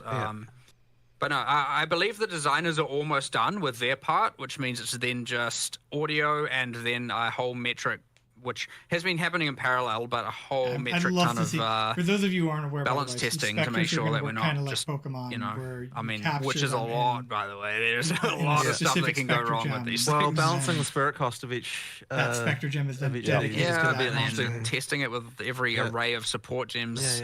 And monsters can be set up kind of jank where you're like, that's like a projectile, but like it's using some other skill that's kind of actually like triggering projectiles, and so if you actually put multiple projectiles on it, it might not affect it in the way you think. And like from a damage perception of like I take less damage from projectiles, that's fine. From an avoidance perspective, it's fine. But then there'll be some weird thing where, because with like player skills, we actually code every single skill, like exactly here's how it's meant to work. It's like quite intricate. With monsters, we're cowboys. We just go ballistic and just set them up to make sure that they're good. And then all of a sudden you're like, oh right, we had to make a specter of this. Okay, well, and then you have to hack a bunch of stuff together. But it's also what allows us to be able to make a ludicrous amount of monsters all the time. But yes, now you have to make specters of all of them, which is. You're almost done. We've almost caught up to where we were, so I'd say soon, whatever soon means. Not too far. Soon, TM. All right, so we are in the last portion. 5 minutes, some rapid fires. We'll fit whatever we can in within this 5 minutes, and we're done at this point. Thanks for going 10 minutes over at this point. So that's all right. I'm just going to pick random ones here. Search feature on an atlas, so you can search like. Yep, we definitely should have that. This was something we even said before we even released, but we just never got time to do. But yeah, we'll do that at some point. Got it on the list. Tornado Bird in the game for Ultimatum is the hardest boss in the entire game, in my opinion. Personally, I believe that's resolved, and 011 does have changes to that one. Okay, he's ridiculous. I saw it on the list. I saw it on the patch notes. All right. Yeah, I just can't remember what skills. Yeah, sure. It was the tornado. Like it was more avoidable or something. There was some stuff. It is in the specific boss balance that got addressed in this. We'll see after the patch, and then we'll make more changes if needed. Get rid of freaking smaller, fix it smaller. Okay, so Auction House. We're getting spammed about this all the time. You've answered many questions. How are your guys' feelings about an Auction House or in-game purchasing or buyout on the website or anything related to that? I mean, I've talked about what we could do before. I don't have anything to announce right now. Sure. Yeah, we'll discuss this more. I'm sure this will come up again. Sure. Yeah. Accessibility question. Red-green color blindness is the most common in the world, it's my understanding. Yeah. Obviously, red on green is a very common thing within Path of Exile 2, specifically in Ultimatum, which is a mandated Ascendancy trial. So for any plans around accessibility features for this? Well, effectively, that's usually what we do for the stuff. Is rather than having a mode for it, we tend to just make sure that each thing, we test it on people who are actually colorblind. So I just need to get probably Reese to just test all the stuff specifically because I know he's red-green colorblind and just make sure that they're actually distinguishable. I generally prefer rather than having modes for it to have people with that colorblindness highlighting the area. So Ultimatum, as you said, being bad gives us a target, and we'll start someone there. Yeah. Sure. Speaking of visibility, rare and blue mobs. Can't really tell they're rare and blue mobs, or magic mobs, I should say. There's no highlight on them like in PoE 1. You know how there's like a little highlight around them? So you can't. So the intention is that you can tell when a monster is based on the effect of the actual thing itself. There might be some cases where we're just not being successful in that regard, and so we just need to improve it. We're going to do more there, and we are going to try some things that give them magic and rare identifiers that aren't. The glows just really took you out of the, when you're in a dark dungeon and you're exploring it, and honestly, what the heck is this glowing beacon of light over here? I just wish Fresnel glow was just banned in games generally. It's just everyone just relies on it. We need to make this more visible. Add a Fresnel glow to it. It's just this freaking it's cancer in games generally. Sorry, this is just a random side rant from me, but I just hate the fact that everyone lazily goes to Fresnel glow and freaking everything. Fair enough. Last question related to visuals. So visual effects in co-op can be very difficult. You got people spamming lots of shit around. Any opinions on toggling other people's visual effects, etc.? I don't want to add an option like that, but there is probably more we can do automatically for that kind of stuff. There'll be some engine-based things we can do. Yeah, there will be. There's probably more we can do, and just but in my opinion, it should be automatic, and you shouldn't even really be thinking about it. It should just happen. And I'm not a fan of just turn off all the effects. I'm just it's kind of lame to me. Fair enough. Disenchanting flasks for quality. They're one of the things you can't salvage in the game currently in order to get the quality baubles back that you'll be able to do on flasks. Right. Is this intended? Is there really any reason why we shouldn't do that? I know you were it's because it doesn't thematically fit with a hammer on a bench. Just smash the glass. I think that's why it is, but I have nothing against adding it. I think it was more let's do something interesting for flask salvaging and crafting later and save that, but we can add it for now. We should just add it. I have no problem adding it. Yeah. Okay. So we should probably nerf the drop rate of flasks slightly. High levels. That's just a random note that I was thinking about yesterday as I was picking up tons of flasks. Random side note. But sure. We've almost got all of them. Checkpoints and maps in order to backtrack in maps. How do you feel about that? So not for resurrecting purposes, just for fast travel. It's not a terrible idea. I'd have to think a little bit about how we would position those. I'm not against it necessarily. I guess the feeling is that there's not so many objectives in maps in the same way. When you do those linear maps and you missed a rare monster, you want to go play something else for a while. You're right. But, we should probably do something about this, but I don't have an exact understanding of what we'd having colorblind modes is great. Sure. Any kind of accessibility. Okay. Being able to see gems without cutting. Currently, you got to cut the gem to look at the list of skills. I don't really have anything against it, but where the hell does the option go? I'll think about that. I'm not really against that. Yeah. Maybe on the G button, top, click at all skills. Yeah, maybe. Yeah, maybe. Right. Maybe. Gambler in the hideout. We have all the other vendors, but we don't have a gambler in the hideout. For instance, Alva normally does. The reason for that, what was there was something very broken at the end, and we quickly turned it off. But I think we just need to fix one thing and then turn it back on. There was something very bad at exploitation tier, and so we were just disable. It's 10 minutes until deployment kind of thing. 4 left, and we got through all of them. Okay, so Venom Quest is currently the only one that you can't reselect the rewards. So, for instance, you can reselect the Titan Dome with the Life Flask or the Charm Duration. You can't select from Chaos to Attributes or whatever. Any opinions on keeping that permanent, or can we reselect? I want to add a way to change that, which I know people might be like, well, hold on, then why don't you want to allow a way to change the sentences? And the answer is I don't know. That's just how I feel. But we'll allow you to change it. I might feel differently later. But yes, I do want to add a way to change that for sure. Okay. Movement speed on boots. Any feelings about having them be implicit, or basically movement speed mandatory on boots, or else you're really slowed down. So how you guys feel about moving movement speed to implicits, or do you have any feelings on movement speed on boots? I mean, I don't think it's necessarily a problem to have a mod that's really, really valuable on an item that you definitely want to go for. Like, boots is certainly the case where that's like the most extreme, but I don't necessarily think it's a problem as such. So, you know, like, I personally don't have a problem with it. It's like I'm looking for I like movement it. speed I like having it and that life, or movement speed and I think it's good. resistance. I mean, like if you added move speed implicitly to boots, would you then be like, okay, well, like IPD and on then weapons? I have to try to like roll. Start to get into funny territory in some sense, right? We're like, you know, so anyway, that's kind of our feeling on it. Last two, UI customization options. Is that potential? I mean, you'd have to be more specific.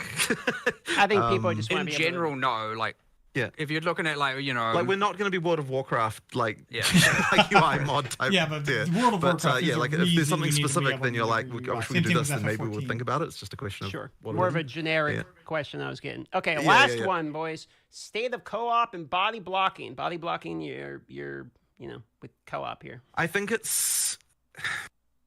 There's something not right about it. There's something not right about it, I agree, but I do think you do need it to make things feel more physical. But there is something not right about it. For that matter, pushing is still. But there shouldn't be, considering weird. The players are actually. Well, if you pushing monsters, no, because you know what it is. It's feels because we changed really, really close to the end of development the size of the player instead of changing the size of all the monsters. And I think that probably results in like a situation. But yeah, but there's something not right about it. But I don't want to just completely remove it. We might end up with a solution where like the size of a player to other players is different than what the size is to other monsters or something like that in order to kind of like ease it. I suspect we'll do something along those lines. Yeah, I'll that is it. It wasn't really on my radar, I have to admit, but we should do something about this. Yes. And you'll forgive me for asking one last question that I'm curious about myself. Yeah. In terms of microtransactions coming from PoE 1 to PoE 2, do we have any cadence or when do I get my turtle? Information we I can want my get turtle back. More of our previous purchases? Well, the main thing is that by the time we go out of early access, we have to have all of them. As for the like rate at which they come through, I mean, look, we'll try and get as many as we can in the near future. I honestly like. This is so the rigging team are like busy doing that, and I haven't paid enough attention to them. I need to go catch up with them and ask them, hey, how's that job going that I see you going on? It's probably it turned into more work than we initially anticipated for sure. There's like a whole bunch of effects that don't translate one to one, so there's a lot of departments that have to do a lot of work. Recent microtransactions don't carry over. They are tuning through it. Recent ones would have been made for that being said, like. Or I can you know, it was certainly more complicated before when we were in that last like several month or 3-4 month like kind of lead up to release, and it was kind of like, okay, we need to have all hands on deck getting certain game content done, and we generally prioritize gameplay over microtransactions especially in those kind of moments. And so now it's going to ease up a bit, and we can allocate some resources, a bit more resources there to get more of them ported across. But yeah, it did end up being a little bit more work than we actually anticipated. It's not just like a copy-paste job and it's done. Some things have to be like kind of re-authored to actually work in one over the other. Mostly due to like lighting, I suppose, really is what is the big difference. Yeah, so I don't have an immediate cadence for you, but yeah, we should start getting them coming out, like rolling out relatively soon. All right, and I think pretty much wraps it. I mean, we're getting spammed about Path of Exile 1's 3.26, but unless you want to talk about, you know, bit of a long topic to get into at this point. Yeah. So I figured I'd just throw it out there, but that's it, guys. You want to wrap it up? All right, excellent. Let's just say thank you for coming. And, you know, it always happens. We say 1.5 hour. It always goes above. We very much appreciate you guys' time. And sorry we're well past going 2. We're so like long. at like 2 minutes. Especially having you guys on. 20 minutes or something. Hope you guys enjoyed it. And can't wait for the patch notes. And we'll see you guys very soon then. Awesome. Thank you very much. Thank you. See you later. I want to say thank you also. Appreciate the opportunity. Thanks for coming on the podcast. Sorry it was 20 minutes extra, but thanks for your time. No problem. We don't have a clock in here. You understand? You could have said it was the right amount of time, and we wouldn't know. Oh man, we don't know how long it's been. All right, thank you so much. All right, thank you. All right. So things are sounding pretty good there. They're honestly sounding like pretty good. Like they've got things going on. Keep recording for just a little bit, I think. Things are sounding good. Their audio. We're back on camera and everything there too. All right. Holy moly! All right, chat. Sorry, we tried, guys. Look, we had 70-something plus questions. We went over the allotted time that we had. We did our best to get all of your guys' questions. No, I don't. I know we missed some of them that you guys wanted to talk about. We did literally the best. So thank you very much for joining me. I have been Exile, and I'll see you all in Rayclast.